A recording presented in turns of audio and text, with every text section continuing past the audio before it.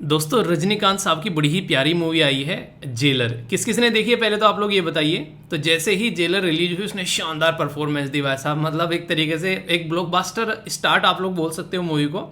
तो उस मूवी के रिलीज होते ही यहाँ पर रजनीकांत साहब जो है वो कई सारे राज्यों के दौरे पर निकले और यहाँ पर ये बेसिकली स्पिरिचुअल दौरे पर थे, यानी कि जो भी एक तरीके से ना जो धर्मगुरु जो लोग हैं बेसिकली उनसे मिलना, उस तरीके से अपना इंसान की अपनी अपनी श्रद्धा होती है। तो यहाँ पर एक इंसिडेंट ऐसा हुआ जिसकी वजह से इनको काफ़ी ज़्यादा कंट्रोवर्सी का सामना करना पड़ा।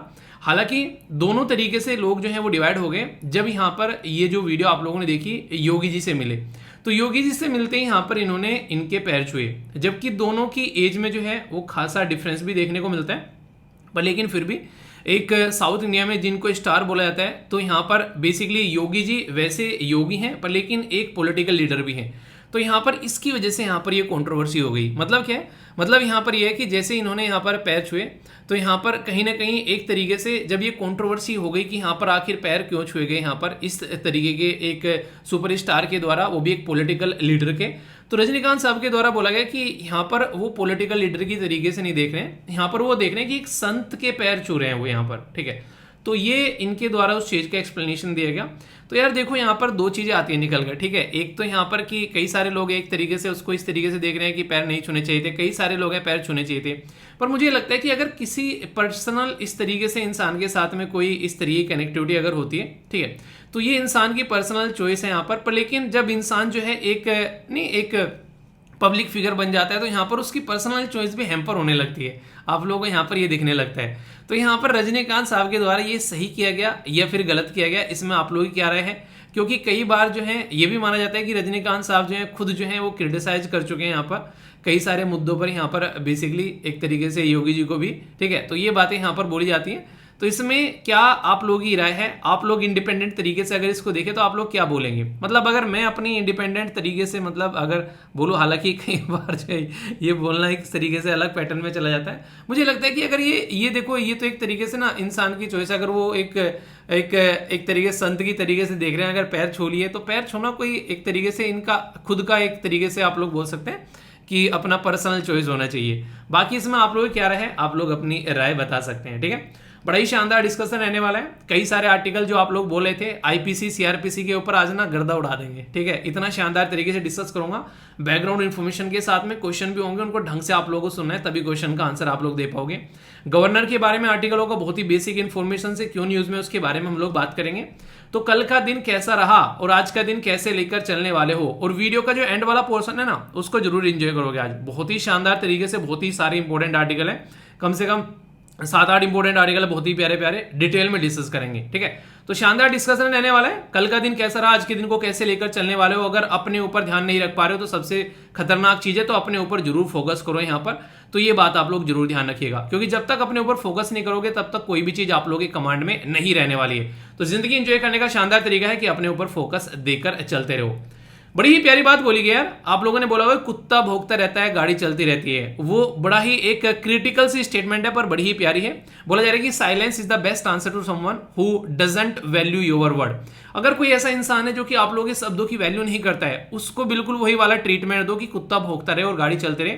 आप अपना काम करते रहो और वो इंसान जो है वो बकर बकर करता रहे, उसका आप लोगों के ऊपर में कोई भी इंपैक्ट यहाँ पर नहीं होना चाहिए। ये चीज आप लोगों को जिंदगी में जिस दिन आ गई, आप लोगों का बहुत सारा टाइम जो है वो वेस्ट होने से बच जाएगा। आप लोग अपने काम पर फोकस कर पाओगे और सबसे बड़ी बात यह कि आप लोग अपनी एनर्जी सेव कर पाओगे।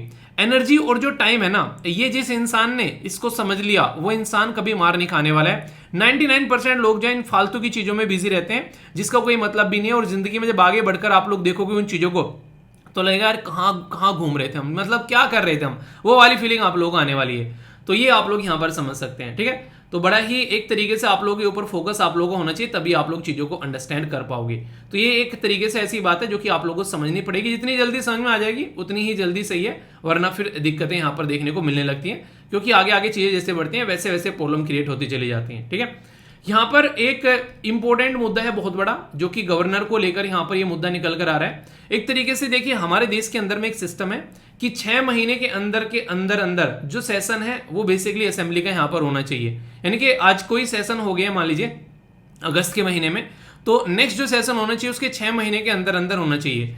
पर लेकिन अभी जो यहाँ पर मणिपुर के अंदर जो दुर्घटना घटी उसके अंदर बोला जा रहा था कि मणिपुर की असेंबली का सेशन जो है वो 6 महीने के अंदर अंदर होना था, अगर नहीं होगा तो 2 सितंबर को वो 6 महीने कंप्लीट हो जाएंगे। यानी कि एक कॉन्स्टिट्यूशनल मशीनरी जो है वो यहाँ पर ब्रेक डाउन होता हुआ यहाँ पर माना जाएगा। ये बात यहाँ पर देखने को सामने मिलकर आ रही है, ठीक है। और इसी के साथ में अभी यहाँ पर जो गवर्नर साहब हैं, एक तरीके से गवर्नर ने एसेंट नहीं दिया जो यहाँ पर असेंबली का जो सेशन हो, जबकि उसके बारे में सेशन के बारे में डिबेट डिस्कशन की बात की जा रही थी, क्योंकि मणिपुर में जब से वो एक दुर्घटना घटी जिसके बारे में शब्द भी नहीं है, इस तरीके की दुर्घटना है वो, एक तरीके से एक सभ्य सोसाइटी के लिए कलंक आप लोग उसको बोल सकते हैं। तो यहाँ पर उसके लिए कौन रेस्पॉन्सिबल है, ऐसी ऐसी भी वीडियो वायरल हो रही है कि वहाँ पर जो सिक्योरिटी फोर्सेज हैं, जैसे कि आसाम राइफल हो गया और भी कई सारी सिक्योरिटी फोर्सेज हैं इस तरीके से, जो वहाँ पर उनको महिला जो है उनके पैरों में पड़ रही थी कि यहाँ से छोड़कर मत जाइए, कि लोकल जो यहाँ पर पुलिस है उसके ऊपर हमारा ट्रस्ट नहीं है। तो यहाँ पर एक तरीके सिस्टम का ब्रेकडाउन आप लोग यहाँ पर बोल सकते हैं, उसके चलते यहाँ पर ये पूरा कंडीशन देखने को मिल रहा है। तो गवर्नर जो है उसका क्या रोल रहता है ये काफी इंपॉर्टेंट है और एक स्टैटिक पोर्शन भी हो जाता है। तो इसके बारे में बहुत ही बेसिक सी इन्फॉर्मेशन मैं आप लोगों से डिस्कस करूंगा, जिससे कि आप लोग काफी सारी बातें यहाँ पर समझ पाएंगे।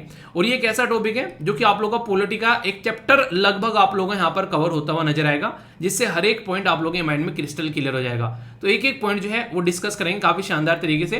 पर उससे पहले ये बताइए हमारे देश में जो गवर्नर का मॉडल है वो कहाँ से हम लोगों ने लिया है, वो मतलब किस पर्टिकुलर देश का हम लोग फॉलो करते हैं गवर्नर का मॉडल। यूके का फॉलो करते हैं या फिर मतलब एक तरीके से यूएसए का फॉलो करते हैं, या फिर कोई और आप लोगों के माइंड में एक तरीके से इसको लेकर कोई और आइडिया है, ये आप लोगों को बताना है। देखता हूं कौन यहाँ पर सही बताता है, ठीक है। तो ये आप लोग यहाँ पर समझ सकते हैं। और यहाँ पर जो नेक्स्ट सेशन है वो बिफोर 2 सितंबर की होना है। ये आर्टिकल 174 के बारे में बात करें तो ये कहता है कि हाउस जो है वो बेसिकली मिलना चाहिए ट्वाइस, ठीक है, मीट ट्वाइस एटलीस्ट, एक तरीके से जो साल में लगभग 2 बार मिलना चाहिए। तो ये आर्टिकल भी यहाँ पर इंपॉर्टेंट हो जाता है। तो आर्टिकल 174 भी आप एटलीस्ट आप लोग यहाँ पर याद रखिएगा।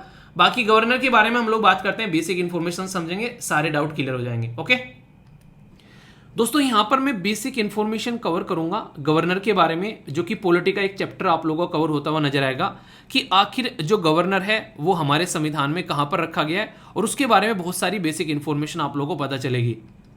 सबसे पहले तो जो गवर्नर होता है इसको हिंदी में हम लोग क्या बोलते हैं, हिंदी में हम लोग बोलते हैं इसको राज्यपाल।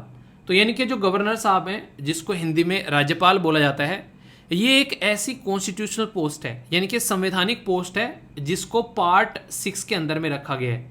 पार्ट 6 के अंदर में कुछ आर्टिकल हैं जो कि इसके लिए डेडिकेटेड किए गए हैं। वो आर्टिकल हैं 153 से लेके 167 तक का। तो ये आर्टिकल सारे रटने नहीं होते हैं, आर्टिकल वही आप लोगों को बेसिकली याद रखने होते हैं जो रेगुलर न्यूज़ में रहते हैं। तो इसलिए उनको रटते हुए आप लोगों को आगे नहीं बढ़ना है, बस सुनते रहना, बीच बीच में आएंगे उनका रिवीजन करते रहना, सारी चीज़ें आप लोगों को याद होती चलेगी। गवर्नर जो है वो चीफ एग्जीक्यूटिव हेड होते हैं, यानी कि जिस तरीके से सेंटर में जो भी काम किया जाता है वो प्रेसिडेंट के नाम पर किया जाता है और प्रेसिडेंट ही उसके ऊपर मोहर लगाते हैं। सेम काम जब स्टेट के अंदर में जाओगे आप लोगों को वो गवर्नर करते हुए नजर आएंगे, उसी तरीके से जैसे सेंटर में आप लोगों को प्रेसिडेंट करते हुए नजर आते हैं। तो इसलिए यहाँ पर उनको एग्जीक्यूटिव हेड बोला जाता है, ठीक है। तो चीफ एग्जीक्यूटिव गवर्नर जो है वो एक चीफ एग्जीक्यूटिव हेड है स्टेट के, उनके नाम पर काम होते हैं। पर लेकिन इनकी जो पोजीशन है उसको आप लोग क्या बोलते हैं, नॉमिनल एग्जीक्यूटिव हेड बोलते हैं, जो कि एक्ट करता है एक तरीके से सेंट्रल गवर्नमेंट के हिसाब से। यानी कि एक तरीके से आप लोग बोल सकते हैं कि गवर्नर का जो रोल है वो ड्यूअल है, एक तो सेंट्रल गवर्नमेंट के बिहाफ में काम करता है और दूसरा एक चीफ एग्जीक्यूटिव हेड के तौर पर भी काम करता है गवर्नमेंट का। यानी कि सेंट्रल गवर्नमेंट का नुमाइंदा भी है और उधर से दूसरी साइड से आप लोगों को देखने को मिलेगा कि एक स्टेट का जो हेड भी है गवर्नर, ये आप लोग याद रखिएगा। यानी कि ड्यूअल नेचर है। अगर गवर्नर की रोल के बारे में आप लोग बात करें तो ड्यूअल रोल आप लोगों को यहाँ पर इसका देखने को मिलेगा। यानी कि डॉक्टर साहब है गवर्नर साहब, ठीक है। तो 2 तरीके से इलाज करते हैं लोगों का। सबसे इंपॉर्टेंट बात जो है, ये काफ़ी बार क्वेश्चन एग्जाम में पूछा जा चुका है कि कौन सा कॉन्स्टिट्यूशन अमेंडमेंट किया गया था संविधान के ऊपर में 1956 में। कौन सा कॉन्स्टिट्यूशन अमेंडमेंट किया गया था? इससे पहले एक राज्य का एक ही गवर्नर हुआ करता था, पर लेकिन इसके बाद में क्या हो गया, इसके बाद में एक राज्य का जो गवर्नर है उसके पास में 2 से ज़्यादा राज्य भी हो सकते हैं। यानी कि अगर कोई राज्य है उसका गवर्नर है, बेसिकली आंध्र प्रदेश का गवर्नर कोई पर्टिकुलर गवर्नर है, वही चाहता है कि तेलंगाना बेसिकली उसके पास में है, चाहता नहीं है, बेसिकली ये सारा सेंट्रल गवर्नमेंट के हाथ में होता है, तो उसको दिया जा सकता है। ये काम कब से किया गया? ये किया गया 7th कॉन्स्टिट्यूशन अमेंडमेंट, जो संविधान में संशोधन है 7वें नंबर का, उसके थ्रू यहाँ पर ये काम किया गया, जिसकी वजह से यहाँ पर ये चीज़ें आप लोगों को देखने को मिलती हैं आज की डेट में। एक राज्यपाल के पास में कई राज्य आप लोगों को नजर आएंगे। पर लेकिन सबसे दिक्कत वाली जो प्रॉब्लम है, जिसके ऊपर यहाँ पर फोकस किया था कि भाई साहब ये समस्या दूर होनी चाहिए थी, पर लेकिन रियलिटी में हुई नहीं है। हमारे देश में जो गवर्नर है उसको अपॉइंट किया जाता है। अपॉइंट मतलब ना तो यहाँ पर जो गवर्नर है उसको कोई पर्टिकुलर एग्जाम देना पड़ता है, ठीक है, ना ही जो गवर्नर साहब है यहाँ पर उसको कोई इलेक्शन लड़ना पड़ता है, उनको गवर्नमेंट जो है वो अपॉइंट करती है। तो अपॉइंटेड बाय द गवर्नमेंट, ये शब्द अगर लिखा हुआ आ जाए तो क्या ये स्टेटमेंट सही होगी? नहीं, बिल्कुल गलत होगी। क्यों? क्योंकि अपॉइंटेड बाय गवर्नमेंट कभी नहीं लिखोगे, गवर्नमेंट अपॉइंट करती है, पर लेकिन लिखित में जो आता है कि प्रेसिडेंट के द्वारा अपॉइंट किया गया है, ठीक है, यानी कि गवर्नमेंट करती है पर लेकिन नाम जो है प्रेसिडेंट का रहता है। यानी कि शहर में ऊँट बदनाम, जो भी करो प्रेसिडेंट का नाम लगा दो। तो प्रेसिडेंट साहब ये कहते होंगे भाई साहब मेरे ना पूछ तो ले करो कम से कम है।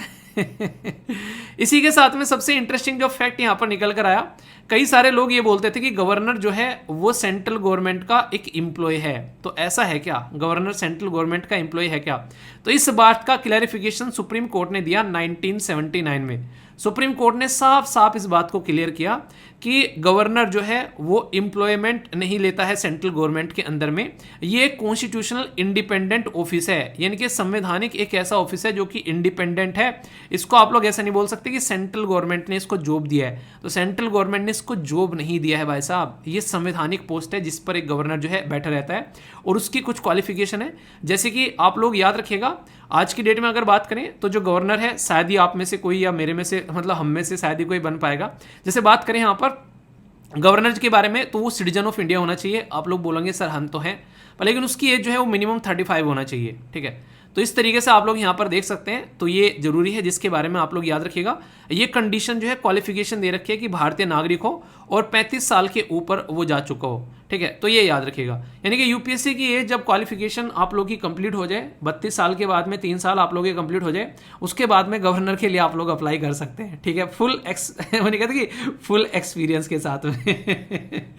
तो ये एक इंटरेस्टिंग बेसिकली इसलिए थोड़ा सा है क्योंकि ये स्टेटमेंट देकर क्वेश्चन बन जाते हैं कि कौन सी स्टेटमेंट करेक्ट है, ओनली 1, ओनली 2, ओनली 3। तो ये याद रहेंगी तो क्वेश्चन गलत नहीं होगा। सारी की सारी जो भी इंफॉर्मेशन बताई गई है वो दोनों तरीके से आप लोगों को देखने को मिल जाती है, हिंदी में भी और इंग्लिश में भी। तो जब भी आप लोग पीपीटी डाउनलोड करेंगे तो कोई भी कंफ्यूजन नहीं होगा, ना तो हिंदी वालों को ना इंग्लिश वालों को, आप लोग इनको डाउनलोड कर सकते हैं, ठीक है। अभी कुछ और बातें, बेसिक इंफॉर्मेशन जो मैं बताऊंगा उनको समझते हुए चलिएगा, इंपॉर्टेंट है, कॉन्सेप्ट क्लियर करने में हेल्प करेंगी। बड़ी ही बेसिक सी इंफॉर्मेशन है। सबसे पहले में तो ये बोला गया कि गवर्नर जो है वो एक तरीके से आउटसाइड होना चाहिए पॉलिटिक्स से, यानी कि शुड बी एन आउटसाइडर, तो free from the local politics. यानी कि अगर किसी को गुजरात का गवर्नर अपॉइंट करना है तो उसको बाहर से लेकर आओ, ना कि ओनली गुजरात के अंदर से। अगर यूपी का गवर्नर अपॉइंट करना है तो बाहर से लेकर आओ, ना कि यूपी से।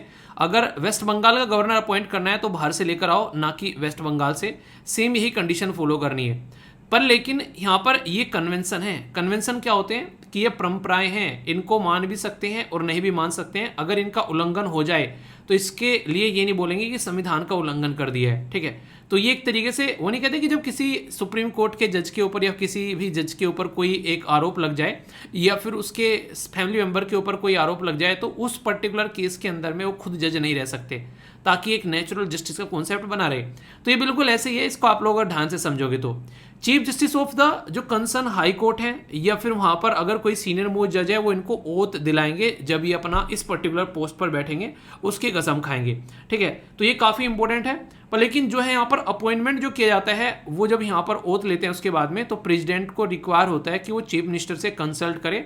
पर शायद ही कोई ऐसा इंसिडेंट होता होगा जहां पर सीएम के साथ में कंसल्ट करके यहाँ पर गवर्नर को लाया जाता है।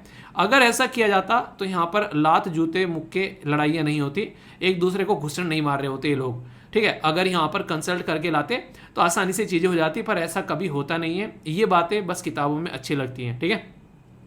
तो यहाँ पर अभी बात की मैंने कि चीफ जस्टिस ऑफ उस हाई कोर्ट के यहाँ पर एक तरीके से कसम दिलाएंगे, ये फिर सीनियर मोस्ट जज रहेंगे 5 साल के लिए यहाँ पर ये अपने ऑफिस में जाएंगे जिस दिन से एंट्री करेंगे, और अपना जो बेसिकली रेजिग्नेशन देंगे।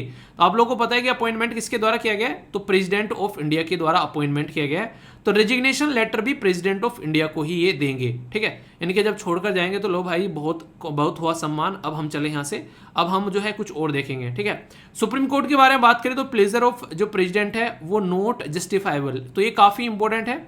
इसको ऐसा नहीं है कि यहाँ पर जो प्रेसिडेंट ने अगर हटा दिया है तो आप लोग इसको कोर्ट के अंदर में लेकर जा सकते हैं, तो ये भी काफ़ी इंपॉर्टेंट है। ये सारा का सारा मैटर जो है वो कहीं ना कहीं आप लोग बोल सकते हैं कि सेंट्रल गवर्नमेंट के ऊपर छोड़ दिया है, उसमें इंटरफेयर नहीं किया गया है, ठीक है। अमेरिकन मॉडल जो था उसमें गवर्नर को डायरेक्टली इलेक्ट किया जाता है, पर लेकिन हमारे मॉडल के अंदर में डायरेक्टली इलेक्ट नहीं किया जाता है, इसलिए कैनेडियन मॉडल हम लोग फॉलो करते हैं। तो गवर्नमेंट जो गवर्नर है वहाँ पर प्रोविंस, जैसे हमारे देश में स्टेट बोलते हैं ऐसे वहाँ पर प्रोविंस बोलते हैं। वहाँ पर गवर्नर जनरल जो है सेंटर में वो एक तरीके से एक्सेप्ट किया जाता है कॉन्स्टिट्यूएंट असेंबली के द्वारा, बिल्कुल सेम ऐसे ही जैसे हमारे यहाँ पर आप लोगों को देखने को मिलता है। यहाँ पर भी कुछ ऐसे ही पैटर्न था और यही पैटर्न जो है हम लोग स्टार्टिंग से ही लेकर चल रहे हैं, ठीक है। तो यहाँ पर इसमें कई सारे लोगों ने कई सारी बातें बोली कि यार ये सही है ये गलत है, पर हम लोगों ने किसी की नहीं मानी। वो कौन थे बोलने वाले, उनके बारे में आगे बात करूंगा। दोस्तों ये काफी इंटरेस्टिंग और इंपॉर्टेंट पॉइंट है। यहाँ से डायरेक्ट स्टेटमेंट बेस्ड क्वेश्चन आप लोग ये बनते हैं कि गवर्नर क्या क्या खेला खेल सकता है एक पर्टिकुलर बिल के साथ में, यानी कि अगर उसके पास में बिल जाए तो गवर्नर जो है उसके साथ में कबड्डी कैसे कैसे खेल सकता है। तो पहले तो कबड्डी कबड्डी कबड्डी क्या है कि उसको एक तरीके से परमिशन दे दी, तो एसेंट दे दिया उसको बिल को कि भाई साहब आया तुरंत जो है बोले कि सही है एंजॉय करो। दूसरा क्या है कि अपनी पॉकेट में रखकर बैठ गए, ठीक है, यानी कि एक तरीके से उसको बिल को जो है अपने पास में एक तरीके से विदहोल्ड कर लिया बिल।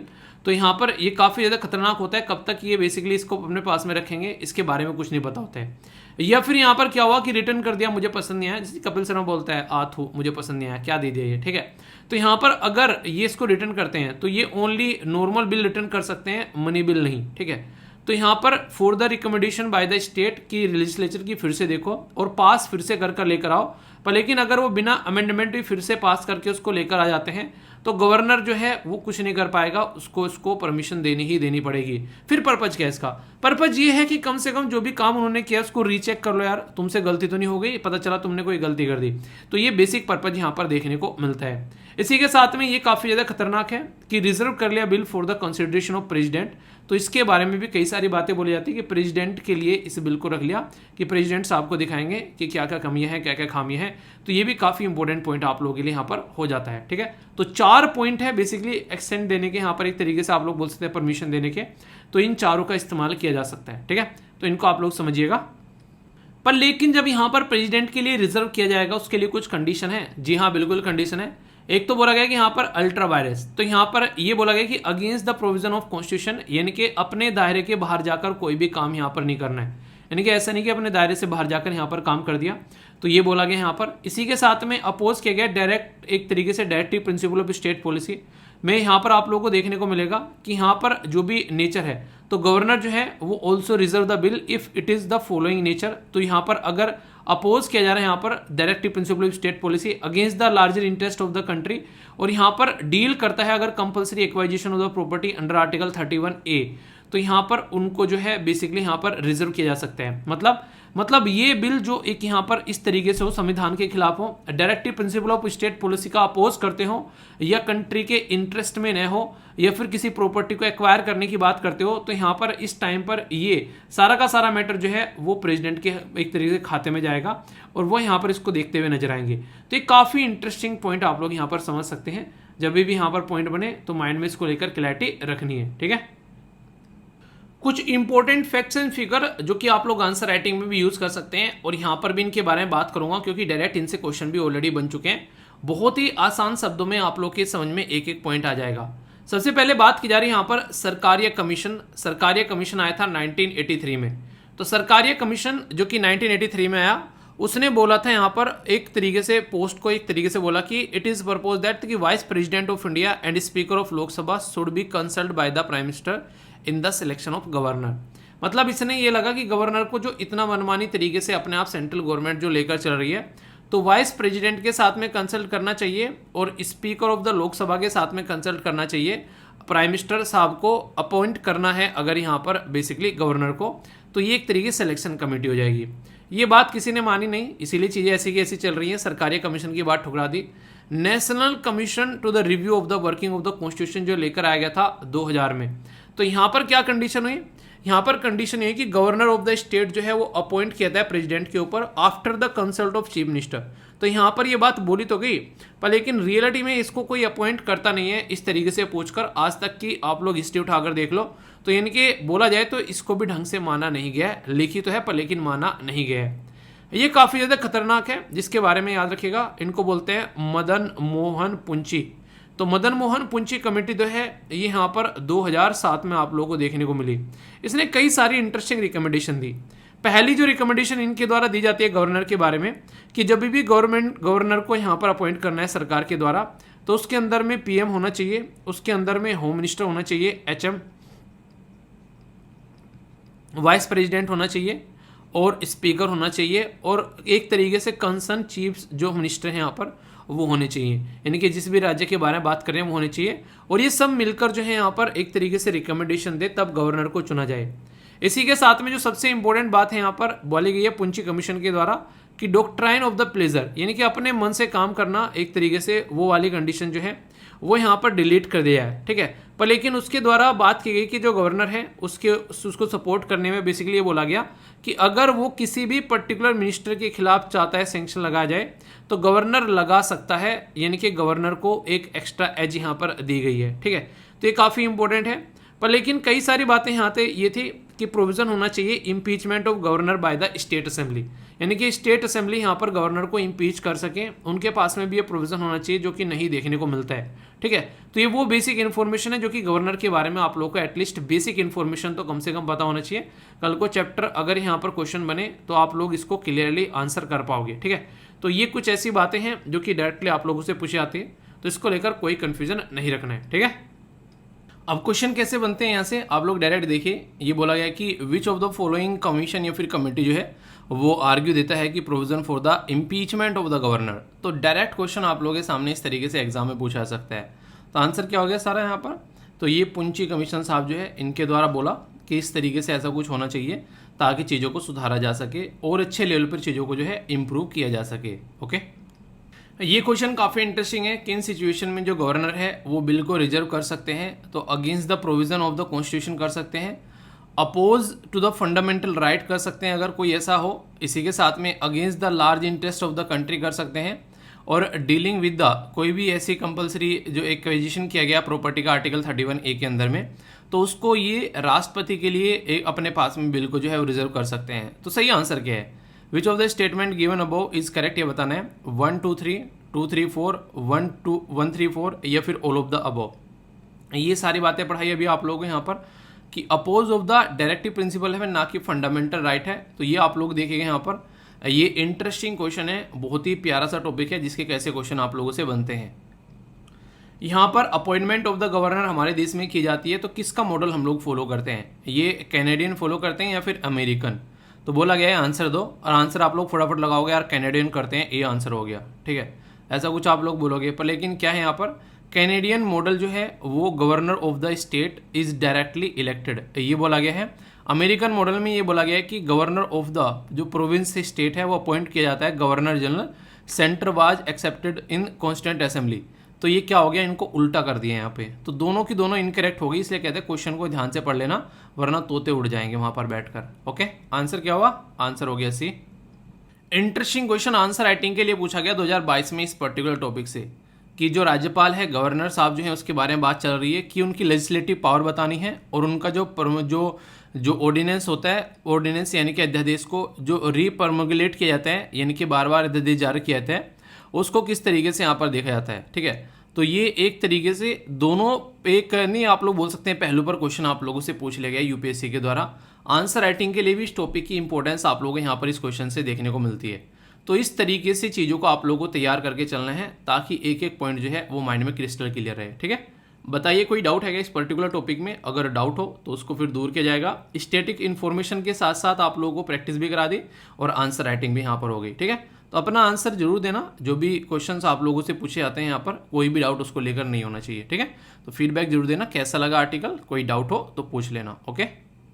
एक इंपॉर्टेंट बात, आप लोगों का जो टेस्ट हुआ था अभी यहाँ पर, उस टेस्ट को लेकर कई सारे बच्चे जो है मुझे मेल कर रहे हैं कि सर उस टेस्ट में हमारा नाम नहीं है। तो यार वो टेस्ट जो था वो सबके लिए अवेलेबल था, फ्री ऑफ कॉस्ट था यहाँ पर, और 9:30 बजे से 11:30 बजे तक टेस्ट आप लोगों को देखने को मिला था। तो एग्जैक्ट 11:40 पर जो है वो टेस्ट जो है उसका जो डाउनलोड कर लिया गया था रिजल्ट। तो फिर भी अगर किसी को लगता है कि नहीं सर हमारा भी नाम उसके अंदर होना चाहिए था और हमको भी ये डिस्काउंट मिलना चाहिए था, जो मैंने बोला था कि आप लोग ये कूपन कोड यूज कर सकते हैं कि टेस्ट 33 वाला, तो आप लोग अगर किसी भी कोर्स पर डिस्काउंट चाहिए, तो कई सारे बच्चों ने यहाँ पर मुझे मेल किया। अगर आप लोगों को लग रहा है आप लोगों का नाम उसके अंदर नहीं है तो आप लोग मुझे मेल कर दीजिए, ठीक है। मैं टीम को बोलकर एक बार उसको चेक करा लूंगा कि हो सकता है कुछ गड़बड़ हो गई हो। कई सारे बच्चों ने ऐसा बोला कि सर हमने टाइम पर किया था, कुछ ने बोला कि दूसरी जो जीएस वाले सेक्शन में हम लोग जो चले गए थे टेस्ट देने के लिए। एक बात ध्यान रखना, आगे से कोई भी टेस्ट होगा ना आप लोगों का, तो यहाँ पर टेस्ट सीरीज वाले सेक्शन में जाना है, ठीक है। और किसी को भी अगर आंसर राइटिंग वगैरह अगर ये सारी चीजें आप लोगों को ज्वाइन करनी है तो आप लोग यहाँ से वेबसाइट से भी जाकर ज्वाइन कर सकते हैं, और इसी के साथ में आप लोग एप्लीकेशन से भी जाकर ज्वाइन कर सकते हैं। ऐसा नहीं कि एप्लीकेशन ही आप लोगों को डाउनलोड करना है। और दूसरा, अगर टेस्ट के बारे में कभी भी बात हुआ करेगी फ्री सेक्शन के बारे में, तो याद रखना ये जीएस प्लस सीसेट वाले में जाकर आप लोगों को टेस्ट देना है। तो अगर कभी भी फ्री सेक्शन वाले के बारे में बात होगी, जैसे नेक्स्ट टेस्ट जो होगा आप लोगों का, ये आप लोगों को यहाँ पर देखने को मिलेगा टेस्ट नंबर जो होगा आप लोगों का, ठीक है, ये टेस्ट 5 होगा। तो अगर इसके बारे में बात करेंगे तो ये जीएस वाले सेक्शन में जाना है, ना कि आप लोग क्या करते हैं आप लोग दूसरे सेक्शन में पहुंच गए। यहाँ पर कई सारे बच्चे जो है यहाँ पर वो पर्टिकुलर इसके वाले सेक्शन में पहुंच गए, बस जीएस वाले में। तो जीएस प्लस सीसेट वाले में जाना है, ठीक है। तो ये बात आप लोग यहाँ पर ध्यान रखना। तो ये इंपॉर्टेंट है क्योंकि कई सारे बच्चे फिर मुझे मेल कर रहे थे और फिर टीम भी परेशान रहती है। तो ये आप लोगों के माइंड में क्लैरिटी होनी चाहिए इसको लेकर। बाकी नोट्स वाले ग्रुप को लेकर कई सारे बच्चे बोल रहे थे कि सर उसके अंदर में अपडेट्स के बारे में, कि क्लास के नोट्स जो है उसमें अपडेट्स, तो मुझे कल का टाइम और दीजिए, इसके बाद में मैं सारी चीजें उसमें क्लियर कर दूंगा। बस कल का इंतजार आप लोग और कर लीजिए, ठीक है। क्योंकि मैंने बोला था जिस तरीके से सारी चीजें उसमें डिफाइन कर देंगे, तो कल का इंतजार आप लोग और कर लीजिए, फिर कोई भी डाउट आप लोग के माइंड में नहीं रहने वाला है। और कोर्स को, किसी भी कोर्स को आप लोग इंस्टॉलमेंट में भी आप लोग बेसिकली यहाँ पर ज्वाइन कर सकते हैं। ऐसा नहीं कि फुल पेमेंट करना है या फिर वो करना है, पहले इंस्टॉलमेंट देकर आप लोग एक बार समझ लो, क्योंकि माँ बाप की कमाई है यार, उसको खराब नहीं करना है। तो ये आप लोग समझना, क्योंकि जब तक आप लोगों को तसल्ली ना हो जाए तब तक कोई मतलब नहीं है। उस डेमो लेक्चर देखिए, इंस्टॉलमेंट देने के बाद में 7 दिन तक आप लोगों का रिफंड का भी उसमें पॉलिसी है। इसके बाद में एक पूरी इंस्टॉलमेंट आप लोग यूज भी कर सकते हैं उसमें। तो समझ में आए तो ही चीजें आप लोग लेकर चलो आगे, क्योंकि जब तक आप लोगों को उसमें समझ में नहीं आ रहा है, आप लोग उसको कनेक्ट नहीं कर पा रहे हो, तब तक कोई मतलब नहीं है। और मैं बोलूंगा कि एक इंस्टॉलमेंट देकर एटलीस्ट आप लोग उसको देखो, ताकि आप लोग समझ पाओ कि हाँ किस लेवल पर चीजें पढ़ाई जा रही है। क्योंकि टीचर जिस लेवल पर चीजें पढ़ा रहे हैं तो आप लोगों के साथ में कनेक्ट हो पा रहे हैं, जब तक वो मजा नहीं है तब तक कोई मजा नहीं है, ठीक है। तो ये बात ध्यान रखना दोस्तों। ये एक ऐसा आर्टिकल है जिसको स्टार्ट करने से पहले मैं आप लोगों को एक छोटी सी स्टोरी सुनाना चाहूँगा, जिसके बेस पर आप लोग इस पर्टिकुलर आर्टिकल का एक बैकग्राउंड समझ पाएंगे, और आखिर हमारी सरकार ने अभी यहाँ पर जो 3 बिल लाकर इनको रिप्लेस करने की बात की, उसके पीछे का रीज़न आप लोग समझ पाएंगे। ये है अपनी प्यारी कंट्री, और ये है यहाँ पर यूके, जिसको यूनाइटेड किंगडम, ब्रिटेन, जो अभी आप जो भी नाम से पुकार लो। ये हमारे देश में आए और हमारे देश में आकर रूल करने लगे। और रूल करने के लिए इनके द्वारा हमारे देश के अंदर में जब रूल कर रहे थे उस टाइम पर, पहले तो ये एक ट्रेडर कंपनी के तौर पर आए। ट्रेडर कंपनी के तौर पर आकर फिर इन्होंने अपना जो है सिस्टम इस्टेब्लिश करना स्टार्ट किया। सोचो आप लोग अपने शहर से जाकर अगर कहीं पर रहते हो तो कितने सहमे सहमे रहते हो यार, पता नहीं कोई कुछ बोल ना दे, पता नहीं कहाँ पर क्या क्या चीज़ें हैं, समझ में नहीं आता है, तो बहुत ही डरा डरा रहता है। उन्हें कहते हैं कि एक तरीके से अननोन का डर जिसको कहते हैं, तो वो वाली फीलिंग रहती है इंसान को कि पता नहीं यार क्या चीज़ कहाँ पर किस तरीके से है। कहीं किसी नई सिटी में जाते हैं, कहीं पर भी जाते हैं, तो वो वाली फीलिंग आती है। सोचो एक पर्टिकुलर कंपनी किसी पर्टिकुलर देश के अंदर में जाती है, ऐसा नहीं कि हमारे देश में ही, जहां जहां भी ये गई, और वहां पर जाकर ये पूरी छत्र छाया अपनी बैठा लेती है। इवन वहां पर कानून सिस्टम क्या है ये डिसाइड करते हैं कि यहाँ पर क्या क्या कानून सिस्टम होना चाहिए, किस तरीके की सजा जो है यहाँ पर लोगों को मिलनी चाहिए अगर वो कोई क्राइम करते हैं। ये सारे के सारे अधिकार, आप लोग ये बोल सकते हो कि एक ट्रेडर कंपनी जो है वो एक एडमिनिस्ट्रेटिव कंपनी बन जाती है, और फिर ये एडमिनिस्ट्रेशन जो है पूरा ब्रिटेन के हाथ में चला जाता है 1857 की क्रांति के बाद में। ये इतना आप लोगों को सबको पता है, पर अभी मुद्दा क्या है? मुद्दा यहाँ पर ये है कि आप लोग सोचो कि अंग्रेजों के द्वारा, यानी कि ब्रिटिश कंपनी के द्वारा, यानी कि ब्रिटेन के द्वारा जो कानून बनाए गए, वो पर्टिकुलर कानून हमारे देश के लोगों के लिए बनाए गए थे, ताकि हमारे देश में अगर कोई हत्या होती है, किसी तरीके से यहाँ पर चोरी चकारी होती है, फिर कोई और क्राइम होता है, तो उनकी सजा जो है उनको दी जा सके। आप लोग सोचो कि यहाँ पर एक अंग्रेजी कंपनी बैठी हुई है, वो कैसी मंशा के साथ में वो कानून बनाएगी कि कानून जो होने चाहिए वो तगड़े से तगड़े होने चाहिए ताकि ये जो देश है ये हमारे कंट्रोल में रहे। कुछ ऐसी भावनाएं आप लोगों को देखने को मिलेगी। तो इस तरीके से आप लोग समझ सकते हैं। कल एक पर्टिकुलर पिक्चर मैंने शेयर की थी, वो आप लोग पढ़िएगा जरूर, हालांकि हो सकता है आप लोगों ने पहले भी देखी हो, टेलीग्राम पर शेयर की थी, मैकाले के बारे में। लॉर्ड मैकाले जब हमारे देश में आए, पहली बार उन्होंने विजिट किया, उन्होंने बोला कि मैं इस देश में हर जगह घूम चुका हूं, यानी कि लेंथ एंड ब्रेथ जब मैंने पूरे देश के अंदर में घूमा तो मुझे एक भी भिखारी यानी कि एक भी बैगर दिखाई नहीं दिया। इसी के साथ में मुझे एक भी चोर यानी कि एक भी थीव कोई दिखाई नहीं दिया, ना तो मुझे कोई भिखारी मिला ना मुझे कोई चोर मिला। और सबसे बड़ी बात है, यहाँ के जो लोग हैं उनकी मोरालिटी इतनी हाई है, यानी कि नैतिकता उनकी इतनी हाई है जिसकी कुछ हद नहीं है।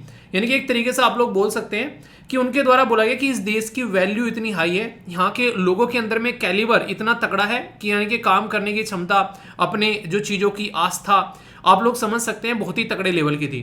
तो उन्होंने बोला कि इस कंट्री की अगर बैकबोन यानी कि कमर अगर आप लोग इस कंट्री की तोड़ना चाहते हैं तो सबसे पहले आप लोगों को उनकी स्पिरिचुअलिटी यानी कि एक तरीके से जो हमारी अपनी एक तरीके से भावनाएं होती हैं अपनी पर्टिकुलर एक संस्कृति को लेकर, कल्चर, हेरिटेज और इनका एजुकेशन सिस्टम, यानी कि स्पिरिचुअलिटी और इसी के साथ में कल्चर, इसी के साथ में एजुकेशन सिस्टम, यानी कि उनके द्वारा बोला गया कि SCE इन तीन को अगर बर्बाद कर दो, और सबसे इंपॉर्टेंट है इसमें एजुकेशन सिस्टम, अगर इनको बर्बाद कर दो तो इस देश को अपने कंट्रोल में लाया जा सकता है। इनकी सेल्फ स्टीम को इतना लो कर दो ताकि यहाँ के जो लोग हैं वो ये फील करने लगे कि हम उनके ऊपर रूल कर रहे हैं और हम उनको सुधारने के लिए आए हैं। तो ये वाली जो चीज़ें हैं कहीं ना कहीं हम लोग फिर उनको डोमिनेट कर पाएंगे और अपने कंट्रोल में कर पाएंगे, वरना हम अगर ये नहीं कर पाए तो कभी भी इस कंट्री को अपने कंट्रोल में हम लोग नहीं कर पाएंगे।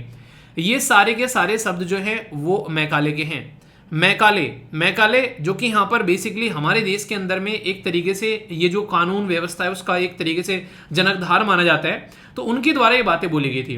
अब खुद सोचो, एक ऐसी कंपनी जिसके जो बेसिकली नुमाइंदे हैं वो ऐसी बातें बोल रहे हैं, वो किस तरीके के कानून जो हैं वो हमारे देश के लिए बनाएंगे। तो इन्हीं सब चीज़ों को ध्यान में रखते हुए ये बोला गया कि हम लोग इन कानूनों को चेंज करेंगे और अपने ही देश के हिसाब से हम लोग कानून लेकर आएंगे। तो इसी को ध्यान में रखते हुए सरकार के द्वारा 3 बिल जो हैं वो लोकसभा में अभी प्रस्तुत किए गए थे, जिसमें इंडियन पीनल कोड, इसी के साथ में इंडियन एविडेंस एक्ट और इसी के साथ में यहाँ पर ये बेसिकली था कोड ऑफ क्रिमिनल प्रोसीजर। इन तीनों को चेंज करने की यहाँ पर बात की गई।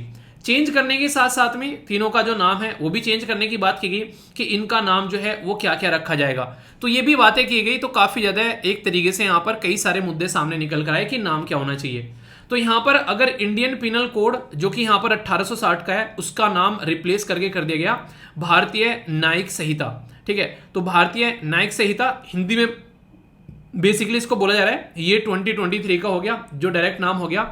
Code of criminal procedure CRPC बोलते थे 1973 का, ये क्या हो गया, ये हो गया भारतीय जो नागरिक सुरक्षा संहिता। ठीक है, ये भी 2023 वाला हो गया। इंडियन एविडेंस एक्ट, तो भारतीय बेसिकली सार के नाम के सामने एक तरीके से ना कहते हैं कि इंडिजनाइजेशन किया जा रहा है, यानी कि आप लोग ऐसा बोल सकते हैं कि इनका नाम जो है इस तरीके से रिप्लेस करने की कोशिश की जा रही है ताकि अपनेपन की फीलिंग लोगों को आए यहाँ पर कि हाँ ये हमारे ही देश के कानून है, वो वाली फीलिंग यहाँ पर देखने को मिले, ना कि यहाँ पर ऐसा देखने को मिल रहा है एक अलग ही लेवल पर। ठीक है, तो नेक्स्ट यहाँ पर जो इंडियन एविडेंस एक्ट है उसका नाम भी यहाँ पर इसी तरीके से, यह भारतीय साक्ष्य जो अधिनियम यानी कि विधेयक 2023 इसका नाम यहाँ पर रखा गया। अब ये जो नाम यहाँ पर रिप्लेस किए गए, ऐसा नहीं कि नाम ही नाम रिप्लेस किए गए, इनके अंदर में जो दंड संहिता है जो पहले याद किया करते थे वो भी चेंज कर दी गई।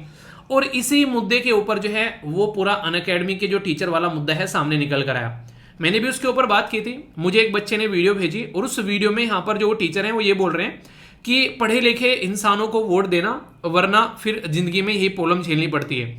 तो मुझे लगा कि कुछ एजुकेशन सिस्टम के बारे में बोल रहे हैं, पढ़े लिखे इंसानों को वोट देना चाहिए, भैया बिल्कुल देना चाहिए। अगर इंसान के अंदर में एक तरीके से उन्हें कहते हैं कि इंसान के अंदर में कॉमन सेंस भी है जो कि बिना पढ़े लिखे इंसान के अंदर भी होती है, और एजुकेशन भी अगर साथ में मिल जाए तो भाई साहब वो इंसान कमाल का लीडर बन सकता है, ऐसा आप लोग बोल सकते हैं। तो मुझे वो वीडियो जब मेरे पास में आई तो मैंने वो वीडियो देखी तो मुझे लगा, तो मैंने उसके ऊपर एक छोटा सा कमेंट किया कि मैंने कहा सही बोल रहा है बंदा कि एजुकेशन सिस्टम जो है उसको जो बेसिकली यूज करना चाहिए, क्योंकि पियोन के लिए भी आज के डेट में एक मिनिमम एजुकेशन सिस्टम है। पर लेकिन जब पूरी वीडियो देखोगे तो साफ साफ उन्होंने जो है सरकार को क्रिटिसाइज कर रखा है। मतलब जो ये दंड, जो ये बेसिकली जो कानून जो चेंज किए गए यहाँ पर, साफ साफ इनके ऊपर उंगली उठाई गई है। रीजन क्या है? रीजन ये है कि वो पर्टिकुलर इसी सब्जेक्ट के टीचर हैं और उनको ये लग रहा है कि अब अपने नोट्स जो हैं वो अपडेट करने पड़ेंगे। तो यहाँ पर जो मुझे सबसे एक बुरी बात लगी यहाँ पर वो लगी कि वो टीचर जो है मेहनत करने से बच रहा है इंसान, ठीक है। एक तरीके से उसको लग रहा है कि मेहनत करनी पड़ेगी और पॉलिटिकल पार्टी ने क्या किया, वो पर्टिकुलर मुद्दा उठा लिया और उस मुद्दे को उसकी आधी क्लिप काट काट के वो दुनिया को सुनाए जा रहे हैं। आप लोग समझ रहे हैं पूरा खेल क्या खेला जाता है। टीचर जो थे वो फ्रस्ट्रेट थे, उनको लग रहा था अब मेहनत करनी पड़ेगी, अब तक जो रटा फटा पढ़ाए जा रहे थे वही चल रही थी जिंदगी में, अब मेहनत करनी पड़ेगी तो मेहनत करनी पड़ेगी। अब जो है यहाँ पर एक तरीके से आप लोग समझ सकते हैं सारे नोट्स जो है वो अपडेट करने पड़ेंगे। तो वो उस चक्कर में थे, तो उसके चक्कर से वो बुलबुला रहे थे, इसीलिए बोल भी रहे थे कि मैं इतना परेशान हूं, मैं फ्रस्ट्रेट हो गई हूं, कई सारे ऐसे शब्द उन्होंने बोले। तो वो एक तरीके से कहीं ना कहीं सरकार को क्रिटिसाइज कर रहे हैं और ये सब ये बोल रहे हैं कि सरकार को तो सरकार के बारे में कुछ बोल ही नहीं रहे हैं, तो फिर सरकार के ऊपर मिर्ची लग रही है। बेसिकली वो यहाँ पर इस चीज को लेकर टेंशन में है कि यहाँ पर जो सारी ये दंड संहिताएं चेंज की गई हैं, ये सारी दंड संहिताएं जो है आने वाले टाइम में सिस्टम के अंदर में जब चेंज होगी तो ये फिर से उनको अपडेट करनी पड़ेगी। पर लेकिन वो ये बात भूल गए, अगर आज की डेट में चेक करोगे तो ये सारे इंडियन पिनल कोड के बहुत सारे ऐसे कानून हैं जिनको time to time law commission of India के द्वारा, इसी के साथ में हमारे देश में जो कोर्ट हैं उनके द्वारा और भी कई सारी कमिटीज के द्वारा रिकमेंडेशन दी जा चुकी है कि ये बहुत पुराने हो चुके हैं, इनको अपडेट करना चाहिए। तो कोई भी चीज अगर अपडेट की जा रही है तो ऐसा नहीं कि सरकार ने बोल दी बस एकदम इमीडिएटली वो अपडेट होकर आ गई यहाँ पर। उसके पीछे सोचो सुप्रीम कोर्ट भी, बहुत सारी कमिटीज भी, मतलब लॉ कमीशन ऑफ इंडिया भी, इतने सारे जो एक तरीके से जो पर्टिकुलर ज्ञानविद पर्सन है उनके द्वारा रिकमेंडेशन दी गई, तब जाकर यहाँ पर ये चेंज जो है ये सजेस्ट किया गया। तो एक तरीके से उनके द्वारा जो ये शब्द बोले गए वो एक मतलब बोला जाए कि हाँ एजुकेटेड लोगों को पढ़ा लिखा अगर वोट देनी चाहिए बस उन्हीं को देनी चाहिए, वो तो मैं भी बोलता हूँ हमेशा। पर लेकिन उसके पीछे जो उनकी इंटेंशन थी वो इंटेंशन बड़ी गलत थी, वो उसको मुद्दे को कहीं और ले जाके कनेक्ट कर रहे थे। और बीइंग ए टीचर यार हमेशा अपडेट रहो, बीइंग ए टीचर आपकी रेस्पॉन्सिबिलिटी है कि चीजों को अच्छे से लेकर चलो, तो वो कहीं ना कहीं एक तरीके से गलत लगी। तो एक तरीके से वो एक तरीके से टीचर की गलती है, जहां तक पहले मैं बोला था ना कि टीचर ने क्या गलत बोला है, पर लेकिन हाँ जब पूरी बात पता चली तो टीचर की गलती है साफ साफ, ये मैं बोल सकता हूं यहाँ पर, ठीक है। तो सबसे पहले तो 3 कानून आप लोग यहाँ पर याद रखिएगा, जो कि 3 कानून है आप लोगों के सामने, यहाँ पर इनके नाम आप लोगों को पता होना चाहिए कौन से के साथ में रिप्लेस हो रहा है। तो वनडे टाइप जो एग्जाम होते हैं ना, जो सिंगल डे के एग्जाम होते हैं, उनमें डायरेक्ट क्वेश्चन आप लोगों का बन जाएगा कि किसने किसको रिप्लेस किया, मैच करने के लिए आ जाता है। जैसे आप लोगों को याद होगा अंडमान निकोबार पर जब यहाँ पर द्वीप समूह के नाम चेंज करके रखे गए थे यहाँ पर 3, तो वहां पर उस टाइम पर वो मैच करने के लिए आ गए थे। बताइए कौन कौन से का नाम क्या गया चेंज किया गया था, थोड़ा सा रिवीजन कर लेना, एक बार जाकर देख लेना, क्योंकि ऐसी चीजें एक बार नहीं बार बार पूछी जा सकती है घुमा फिराकर, तो आप लोगों को थोड़ा सा याद होना चाहिए इसके बारे में, तभी आप लोग चीजों को अच्छे से अंडरस्टैंड कर पाओगे, ठीक है।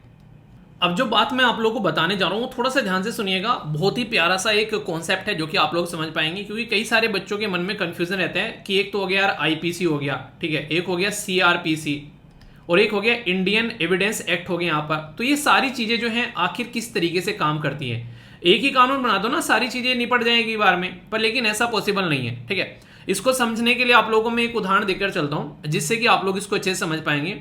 आप लोगों ने कई बार देखा होगा मूवीज के अंदर में जब कोई पर्टिकुलर जो इंसान है कोई क्राइम करता है, ठीक है, कई बार आप लोगों ने देखा होगा, दिखाया भी जाता है कि क्राइम कर दिया उस इंसान ने, क्राइम पेट्रोल अगर आप लोगों ने देखा होगा तो उसमें तो ये सारी चीजें कई बार दिखाई जाती हैं। एक इंसान ने कोई क्राइम कर दिया कि उसने कोई पर्टिकुलर एरिया से एक बाइक चोरी कर ली, ये पर्टिकुलर एरिया है और यहाँ से इंसान जो है वो बाइक चोरी लेकर करके चला गया, और इस जो इंसान को बाइक चोरी करते टाइम जो है फिर इसको पकड़ लिया गया और पकड़ने के बाद में फिर ये इंसान जो है इसको जेल में डाल दिया गया।